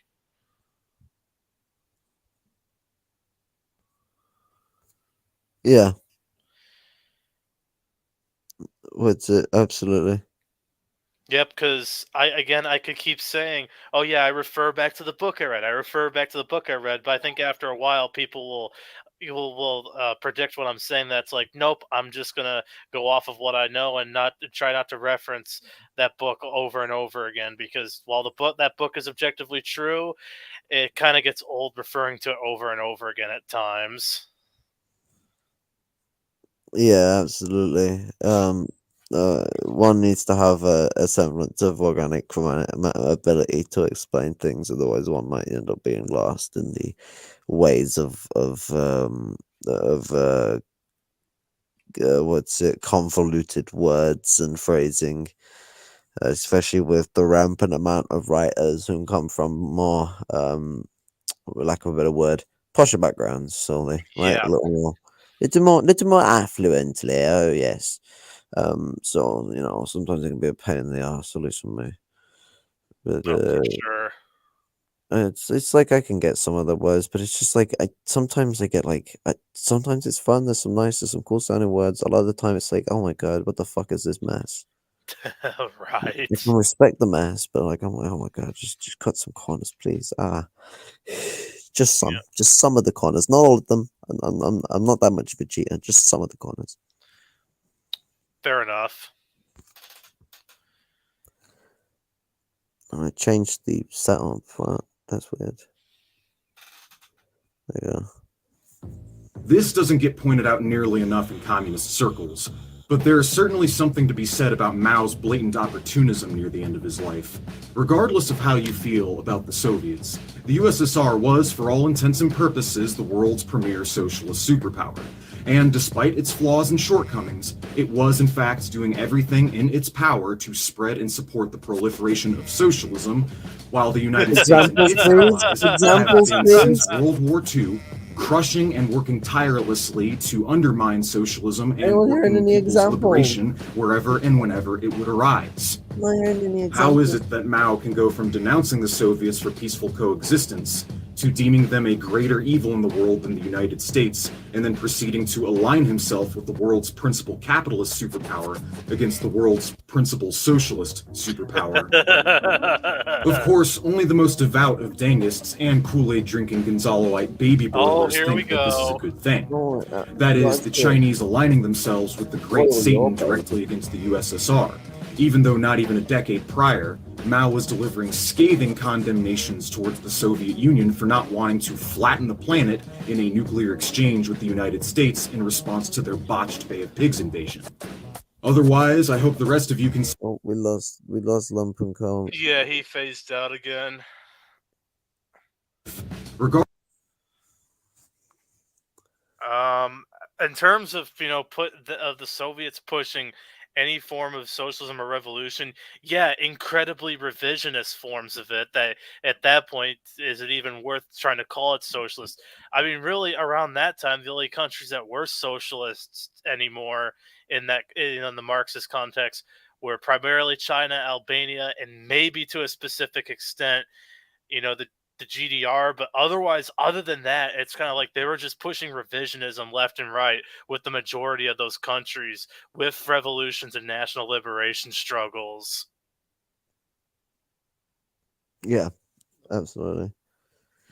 I also watched it. I want to get it on that specific page with the quote he's posting on Mouse of Tongue because Regardless of how you feel he's about the producing a Soviets, video with the audio and USSR won't was, read for all the intents quote. and purposes, the world's premier socialist superpower. And despite its flaws and shortcomings, it was in fact doing everything in its power to spread and support the proliferation of socialism, while the United States and its allies have been, since World War II, crushing and working tirelessly to undermine socialism and working people's liberation wherever and whenever it would arise. How is it that Mao can go from denouncing the Soviets for peaceful coexistence to deeming them a greater evil in the world than the United States, and then proceeding to align himself with the world's principal capitalist superpower against the world's principal socialist superpower? Of course, only the most devout of Dangists and Kool-Aid drinking Gonzaloite baby boilers think that this is a good thing. That is, the Chinese aligning themselves with the great Satan directly against the USSR, even though not even a decade prior, Mao was delivering scathing condemnations towards the Soviet Union. Okay. China criticized the Soviet Union in 1962 to 1963 and continued to bring up the issue. A January 12, 1968 article said, quote, during the Caribbean crisis of 1962, Khrushchev tried his luck by sending missiles to Cuba as a means of furthering his nuclear blackmail. Yet, when the US imperialists met his blackmail with their own blackmail, he was scared of his wits.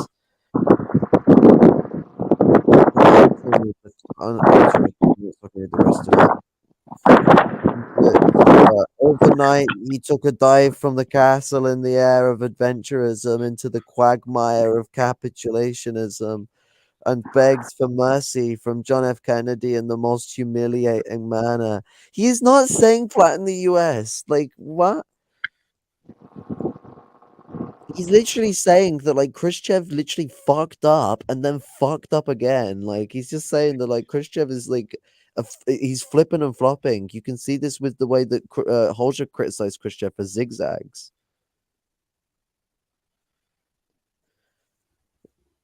Like, I hope people know adventurism, which is what he refers to as the initial engagement of this, is not something that is promoted by Marxism. No, it's promoted by reactionism, which I'm just going to say it. Revisionism in a nutshell is just reactionism disguised as Marxism. I mean, it's what's it? Revisionism is their most intellectual fucking opposition, and that makes them the most intellectual fascists. Let's be real. Like, Yes. liberalism may be what is the engulfing mannerism of capitalism, but when it comes to our actual rivals, when revolution kicks off, it will be the fascists, the fighting force of the bourgeoisie, and the social democrats, the moderate wing of the fascists, whom will be meeting us head to head in any sort of situation regarding struggle, whether it be through pseudo pacifism or whether it be through militant brutality. This is the way of capitalism. Yes, indeed. And revolution is going to lead to a situation where the capitalists will more and more rely on the most looniest of fascists. They won't even give a shit if the same thing over Germany when Hitler was someone who believed in the ice giants living under the world and were trapped there, and there's the titans and the somehow the Germans actually come from Scandinavia, even though it's logistically possible, but then also like the Scandinavians come from Atlantis, and like it's like that's even less logistically possible. I hope the Germans know that the Germans existed in what we nowadays call Germany before they existed in what we nowadays call Scandinavia. You're welcome, Germany, for me allowing you to know your history. I'm being a condescending prick on purpose because it's like, you know, Hitler, come on. It's just too funny. Atlantis, come on. Like, it was already pretty absurd with the fucking, like, political program of the Nazis. But when you get into their secret ideas, it's like, oh my God, how could you make, like, being an anti-Semitic genocidal maniac worse? And Hitler just literally fucking passes his beer so quickly you can't even grab a hold of it before it's the fucking floor. I was gonna say, with a lot of the secret ideas that the Nazis propound, they could easily just, basically, all those ideas could be easily popularized and commercialized on the History Channel. Yeah, what's it? I mean, you mean the Hitler channel? Yeah. Yep. Mm-hmm. That's it. For not wanting to flatten the planet in a nuclear exchange with the United States in response to their botched Bay of Pigs invasion. Where's the state? Otherwise, I hope the rest of you can see how utterly ludicrous it is to think that the direct betrayal of the USSR, the aligning with the US, and the complete abandonment of international solidarity that followed suit could lead to anything except the direct contribution to the death of communism globally, the prolonging of capitalism's lifespan by providing it with new markets and a cheap reserve labor pool numbering in the billions, and the ushering forth of the era of blackist reaction that we find ourselves in today. Needless to say, as batshit as this take might be, there are indeed communists out there that unironically believe this. In the mid-1970s, the Revolutionary Communist Party, or the RCP for short, published a number of articles titled the Red Papers. In their issue known as the Red Paper 7, they hypothesized that the Soviet Union under Khrushchev and Brezhnev had restored capitalist economic relations, and that the post-Stalin USSR had become a social imperialist power. Okay. Quote. Oh, he actually reads the quote. Oh wow, he's growing. In Chapter 3, we have seen how the Soviet economy is developing according to regulation by the blind law of value. We have seen that the Soviet ruling class will invest only in those industries which yield the most profit. And as we have also seen, such maximum profit can only arise on the basis of exploitation, and thus, Soviet social imperialists are forced to increasingly intensify the exploitation of the Soviet working class. Soviet social imperialism is a new and rising imperialist force in the world, trying to take the place of the United States in dominating other countries.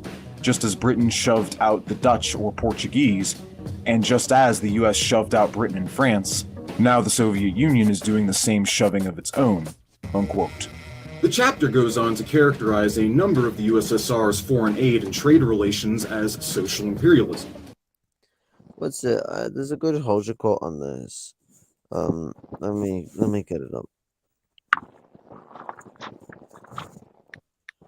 Hoja and the Khrushchevites.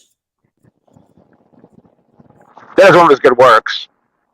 Up to his neck in treachery, Tito hatched up numerous plots against the socialist countries. However, when Khrushchev betrayed, he strutted like a peacock and posed as Khrushchev's teacher, Tito was quite right to demand a great deal from him and did not hang back in this direction. He aimed to make Khrushchev obey him and act to his orders. Tito had the backing of American imperialism and the world reaction. Therefore, Khrushchev, for his part, followed the tactic of making approaches to Tito in order to flatter him and win him over to embrace him and eventually strangle him. However, he was dealing with Tito, whom had his own tactic of making approaches to Khrushchev in order to impose himself on him and not to submit to him, dictate to him, and not to make orders to get the maximum possible unconditional aid and to compel Khrushchev to subjugate all Belgrade's opponents. First of all, the Party of Labour of Albania. It is precisely for those reasons that we see many zigzags in Khrushchev's line towards Tito. Sometimes they go on well.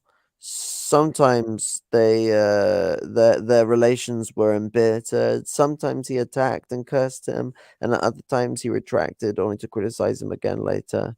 This was the result of a lack of principle in his political stand. Tito and Khrushchev were two revisionists, two agents of capitalism, whom had things in common, but also had contradictions, which were expressed in the zigzags and erratic behavior of that time, which continues to this day between Tito and Khrushchev's heirs.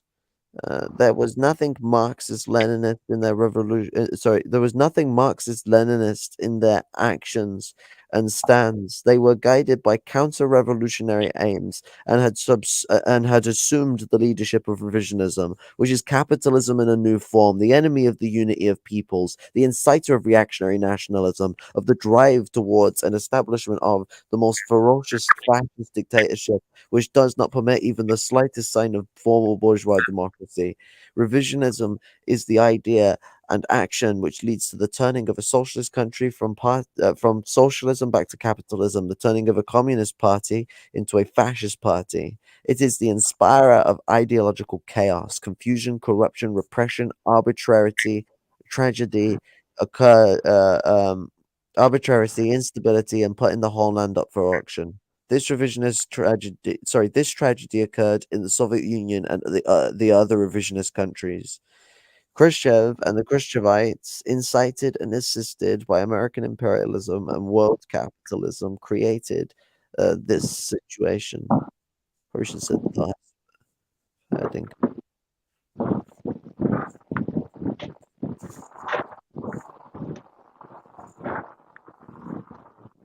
A kind of soft imperialism where the Soviets offered the Third World a better deal relative to the United States and Western Europe, but would still go on to exploiting them nonetheless.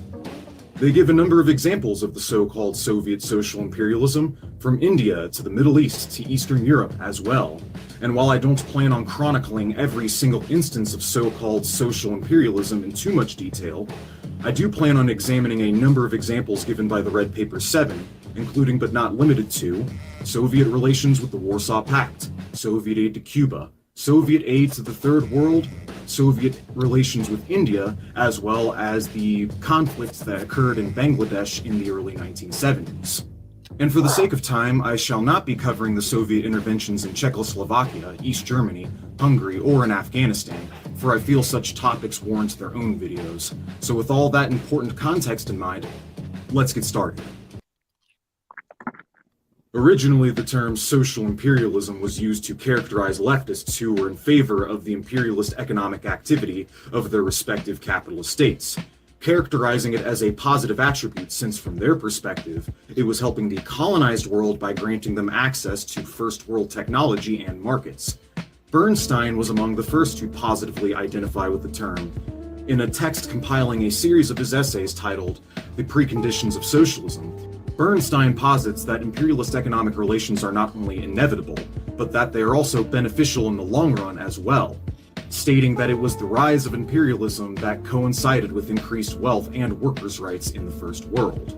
However, in recent decades, self-described Maoists and Hojists have taken the term and co-opted it as to characterize the Soviet Union's foreign policy under Khrushchev and Brezhnev as a kind of imperialism in its own right, adding the social qualifier to the term as to make their theories sound more credible. Before we go through any specific examples, let us do a brief refresher on the 5 main characteristics of imperialism as defined by Vladimir Lenin. Number 1. The concentration of production and capital has developed to such a high stage that it has created monopolies which play a decisive role in economic life. Number 2. The merging of bank capital with industrial capital and the creation on this basis finance capital, or financial oligarchy. Number 3. The export of capital is distinguished from the export of commodities acquires exceptional importance. Number 4. The formation of international monopolist capitalist associations which share the world amongst themselves. Number 5. The territorial division of the world among the biggest capitalist powers is completed. So with that in mind, does the Soviet Union fit this definition of imperialism as laid out by Lenin? Yes. Well, the short answer is no. There was no finance capital in the USSR. There were no stock markets, nor was there a class of ultra-wealthy transnational bourgeoisie, all of which are pretty important characteristics of an imperialist power. And as I shall demonstrate throughout the course of the rest of this video, the Red Paper 7 will go on to repeatedly fail to substantiate any of its claims that it makes towards the USSR. So without further ado, let us finally get started. Quote, while the Soviet social imperialists increasingly seek hegemony throughout the world, they have also moved to solidify their hold on Eastern Europe, the backyard of social imperialism. I find it interesting how eerily similar that the rhetoric used by the RCP is to describe the USSR sounds to the rhetoric used by the Reaganites whom were out there fear-mongering about the Red Menace and the evil empire in the 1980s. One could call it a kind of inverted anti-Soviet horseshoe theory, if you will. The further you get from critically supporting the Soviet Union, the more you begin to sound like a Trotskyist or a neocon. Those who accuse the Warsaw Pact countries of Eastern Europe of being colonies to the Soviet Union typically point to the Comecon alliance as an example of such. The Comecon countries, that is Bulgaria, Czechoslovakia, the DDR, Hungary, Poland, and Romania were supposedly satellites that were politically subjugated by the USSR in the same way that the Western powers dominate the Third World. The Soviet Union levered its political power as well as its economic hegemony over these countries which were completely at its mercy. Or so they say. Recall that it is according to Marx that it is the mode of surplus extraction from which all other political and economic relationships emerge, as well as the relationship between rulers and ruled. And so, in order to say that the Eastern Bloc countries were satellites or colonies to the USSR, one must first demonstrate that there was, 1, some kind of exploitative relationship that was going on, and that 2, the USSR's alleged colonies were economically dependent on them in the same manner that the Third World is economically dependent on the United States and Western Europe. Was this the case? Let's see what the literature has to say about it. Between 1970 and 1972, roughly a third of all imports from the Comecon countries went to the USSR. At the same time, imports from the USSR to the Comecon countries totaled about 35.5%. Contrast this with Africa, the Middle East, Latin America, and the Asian countries, which imported about 75 to 80% of their goods from the advanced capitalist countries.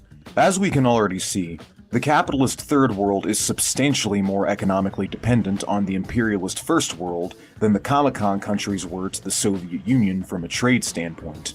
But what of surplus extraction? What of value transfer? Was there an unequal exchange transpiring between the USSR and the Comecon countries? Between the years 1970 and 1972, trade balance between the USSR and Comecon was slightly tipped to the favor of the latter. That is, slightly more value was going to the Comecon countries of the Warsaw Pact than was being transferred to the Soviet Union. Throughout the 1960s, trade between the two blocks of countries were almost completely balanced. No value was being transferred from one to another. The Comecon countries' exports were primarily machinery and industrial equipment in exchange for raw materials and energy imports from the USSR. This relationship can be seen on the following chart. Between the Third World and the First World capitalist countries, however, this trade relationship is reversed. That is, the advanced capitalist countries exported capital, that is, investment in the form of machinery, infrastructure, and factory equipment, to the Third World, while the Third World exported cheap fuel, food, and raw materials to the First World.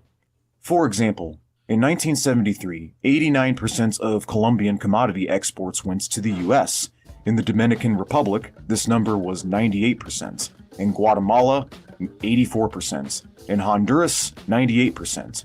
And in Nicaragua, 82%. And in Venezuela, 99%.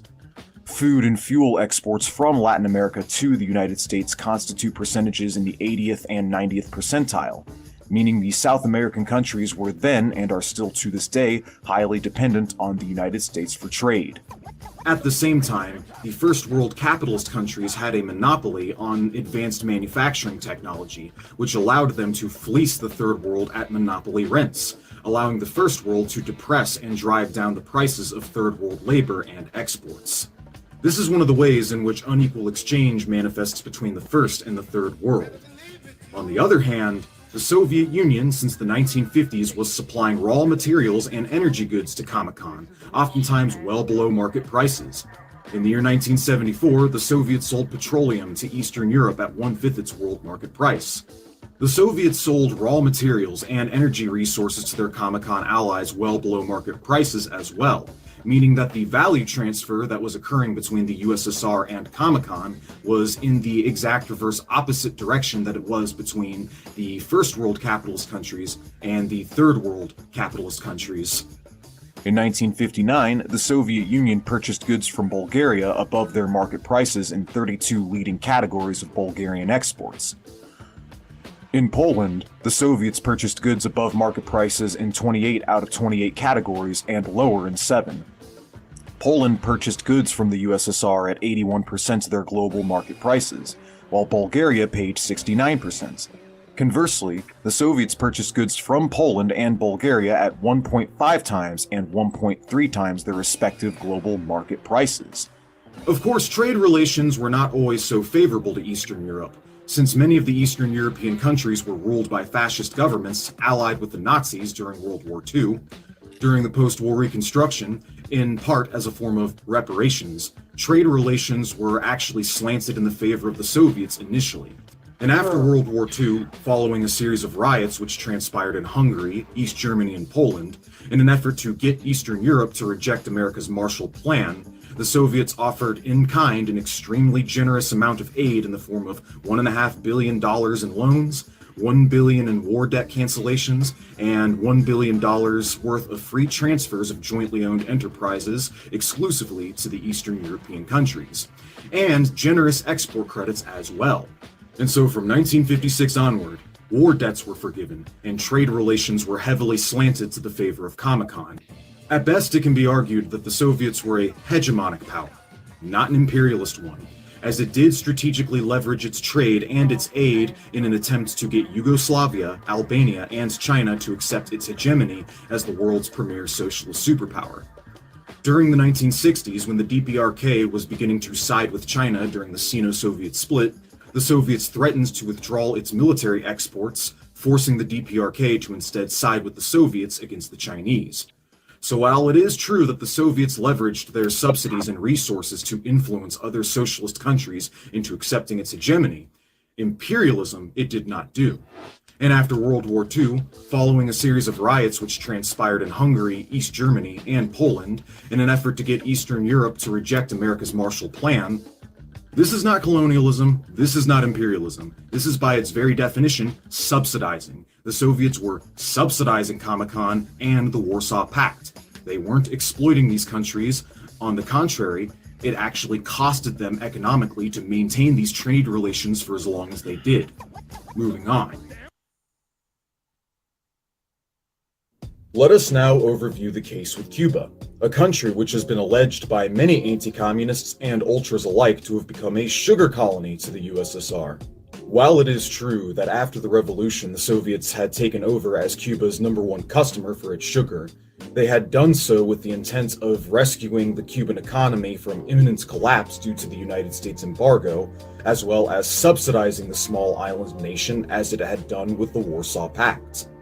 Recall that up to that point, that Cuba was a United States export-oriented neo-colony with zero infrastructure or industry of its own in place that wasn't geared towards facilitating exports or raising the rates of exploitation. So when the Soviets stepped in as Cuba's new principal customer for its sugar, they had done so while consistently purchasing Cuban sugar well above market prices, paying 260% world prices for their sugar between the years 1965 and 1970, amounting to an annual subsidy of $173 million per year.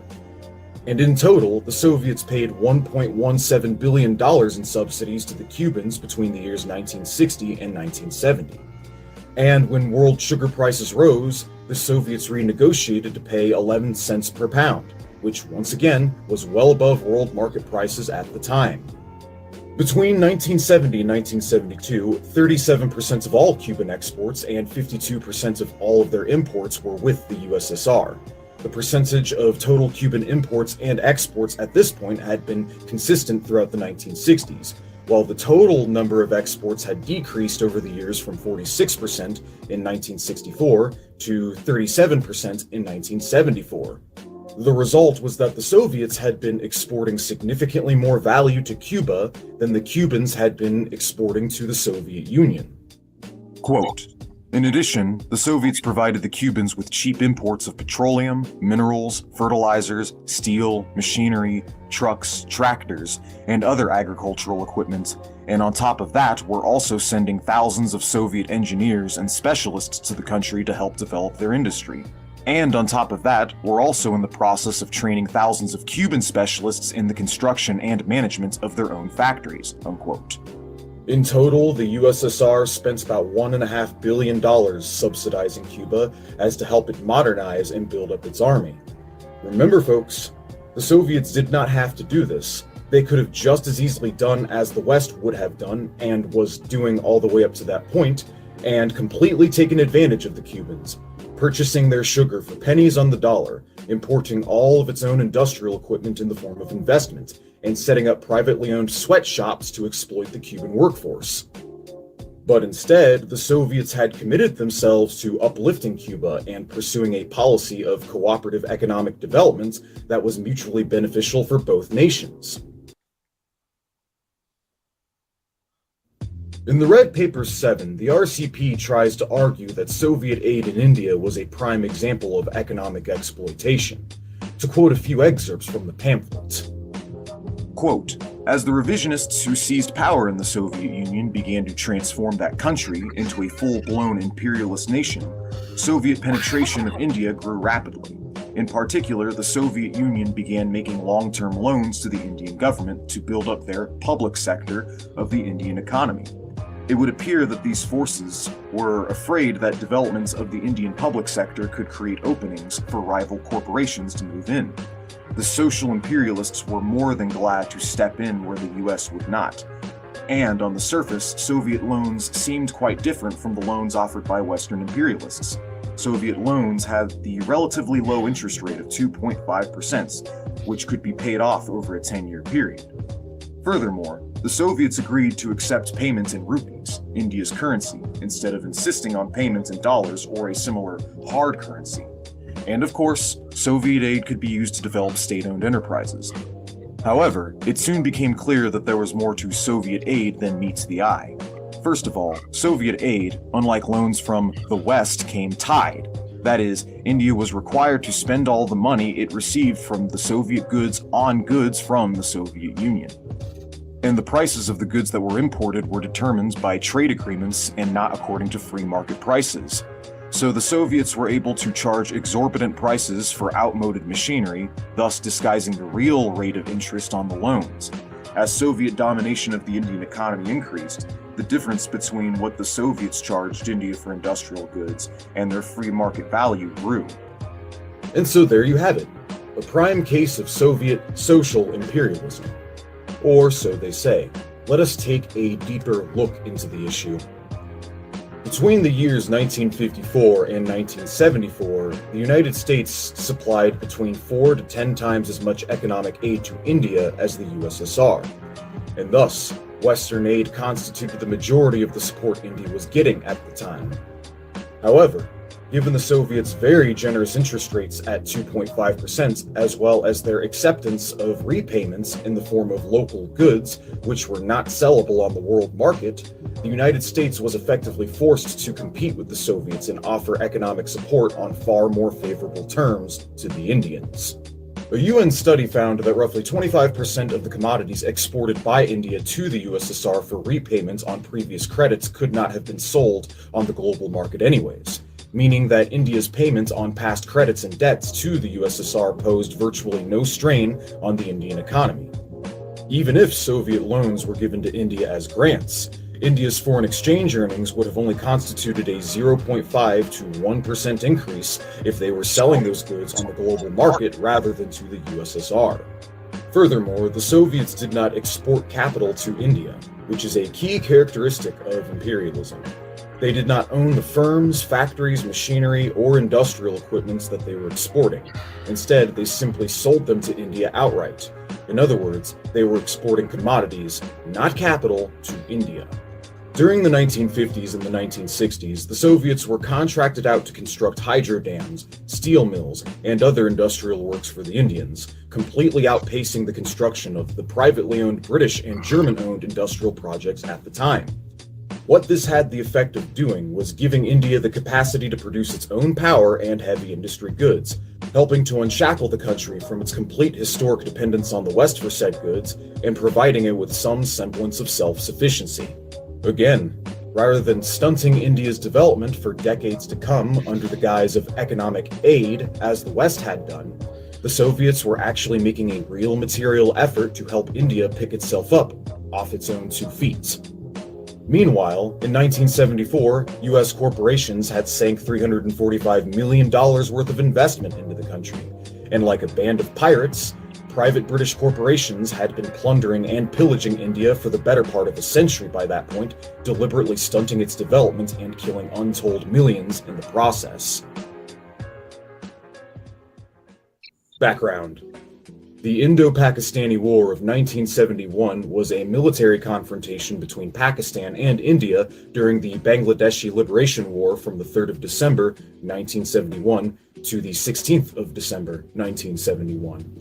The Pakistani military had carried out a series of aerial bombings on 11 Indian military bases, which led to the Indian entry into the War for Independence of East Pakistan on the side of the Bengali military. Shortly after the war had started, India quickly emerged victorious, crushing the Pakistani military and taking tens of thousands of prisoners. Tragically, hundreds of thousands of civilian casualties occurred over the course of this conflict, and millions of Bengali refugees were created in the process.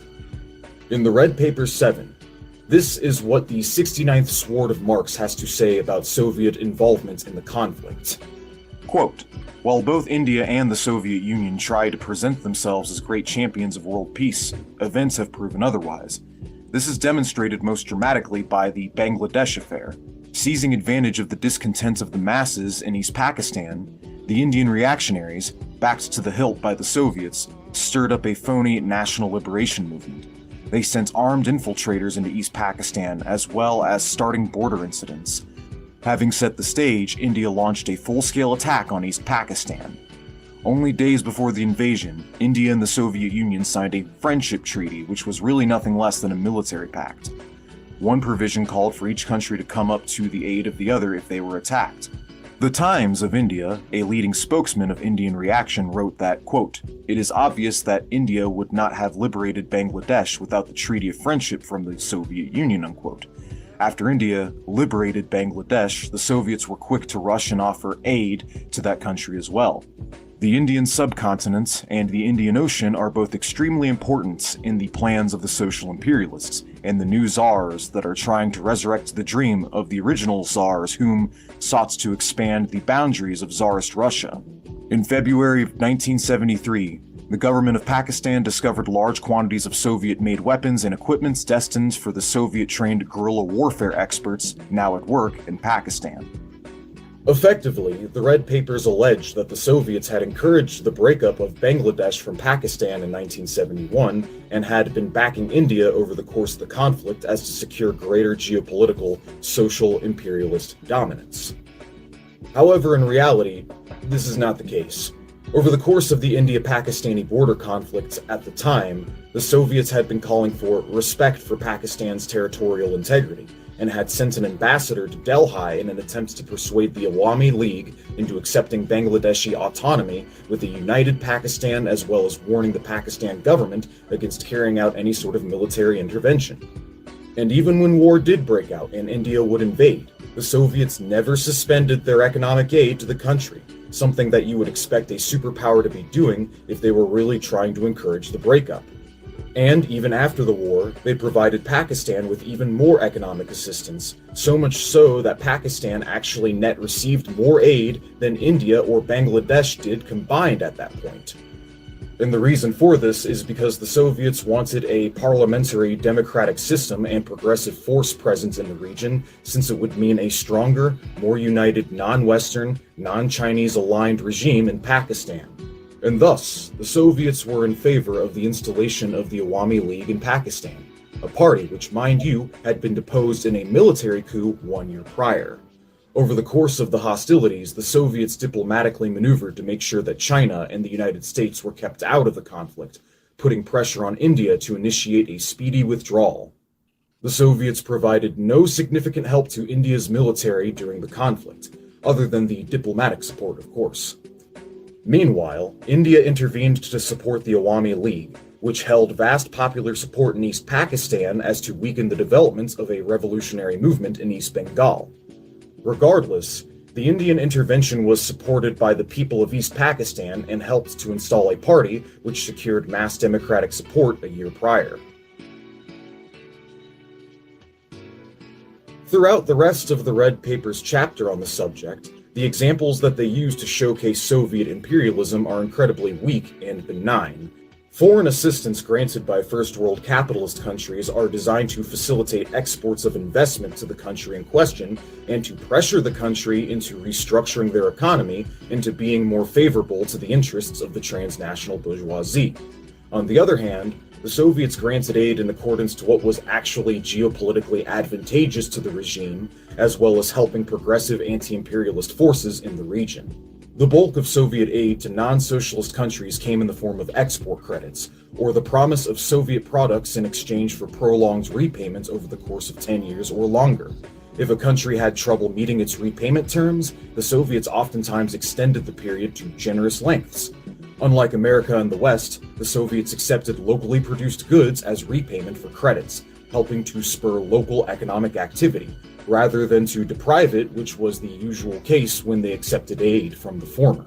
And unlike the Soviet Union, America and the West typically demanded repayment in the form of the dollar, aka the world's reserve currency, meaning that the debtor nations would be forced to drive up their domestic exports, expanding world market supply, reducing world market demand, and having the net effect of devaluing the debtor nation's domestic labor and resources, effectively making it so that the debtor nation would have to work that much harder, driving up its own exports that much more in order to pay off its debts, as opposed to the Western countries simply accepting locally produced goods and local currencies as a form of repayment in the same way that the Soviets did.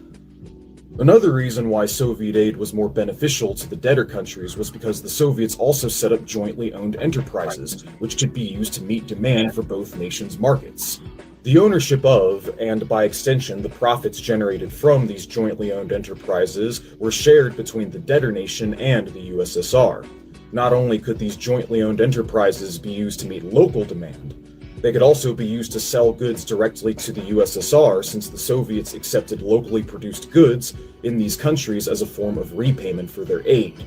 And on top of that, the Soviets also granted a slew of military assistance to guerrillas and rebel forces across the Third World to aid them in their own national liberation struggles against colonialism and imperialism.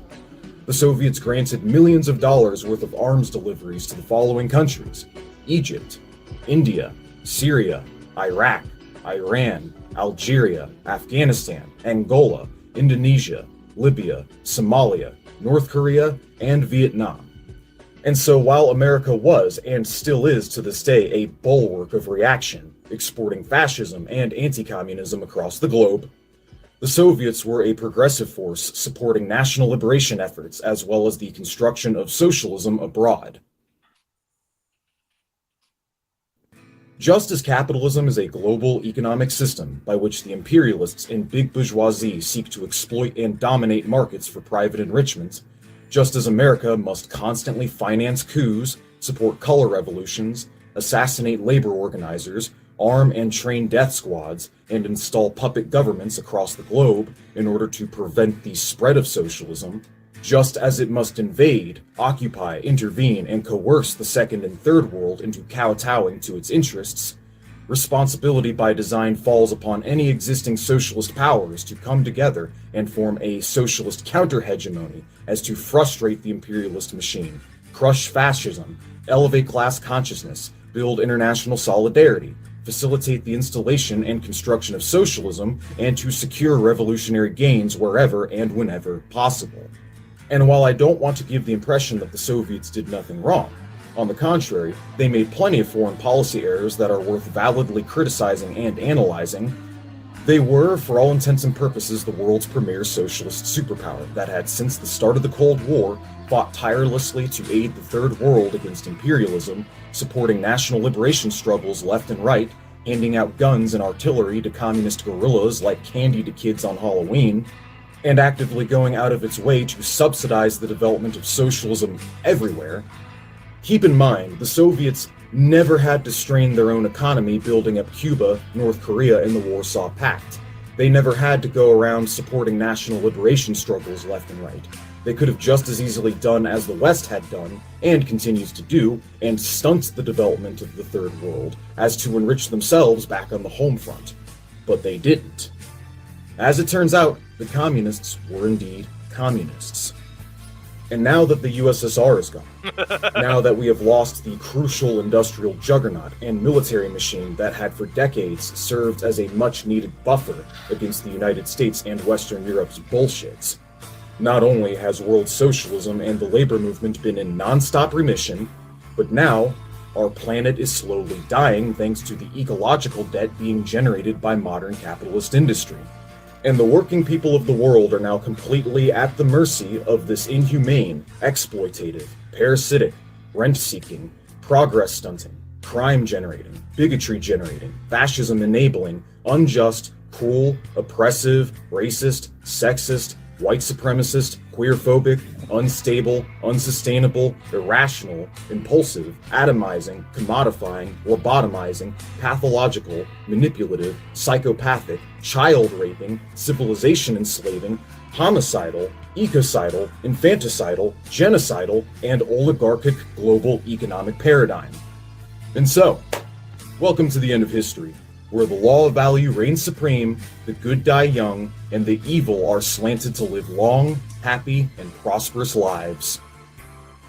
This video was an absolute chore to produce, so please remember to rate, comment, and subscribe, and to share with your neighbors on social media. If you agree or disagree, feel free to leave a lengthy response and I'll be more than happy to engage in the comments section below. Shout out to my Patreons, the names of which are on screen. Your gratuity is greatly appreciated. Anyways, that is all I have to say for now, and I will see you guys next time. Stay tuned, comrades.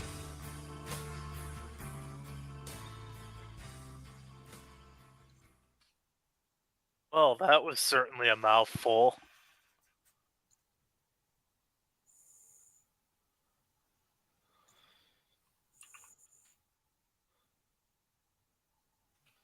Hello?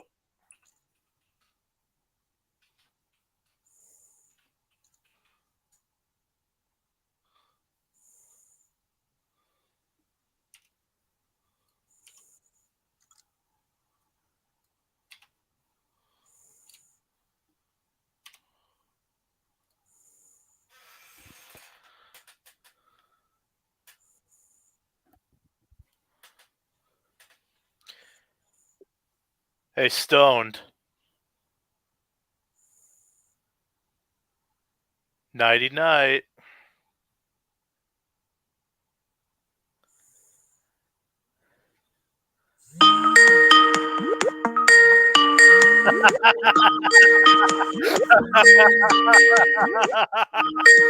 Oh, that's great. Skype notification. Oh god.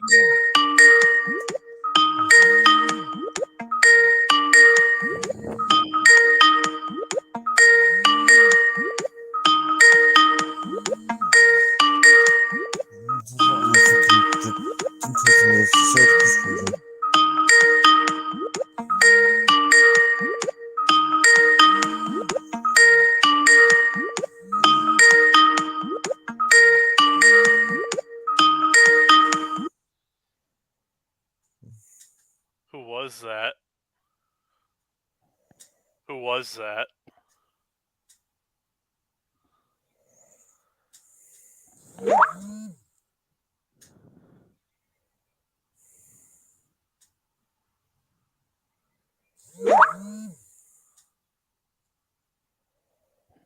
Can you hear me?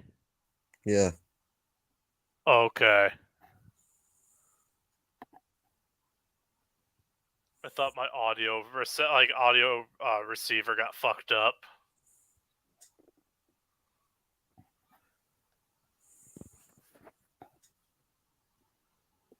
Certainly a dumpster fire of a video.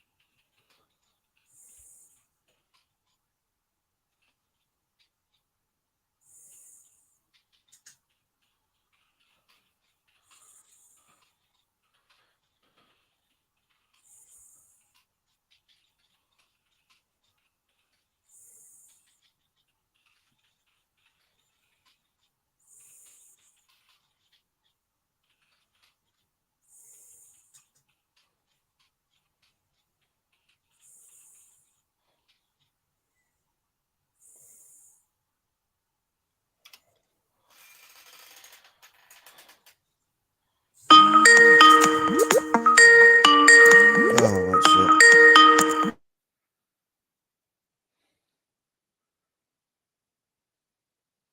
I think you're the only person that I know who has Skype still.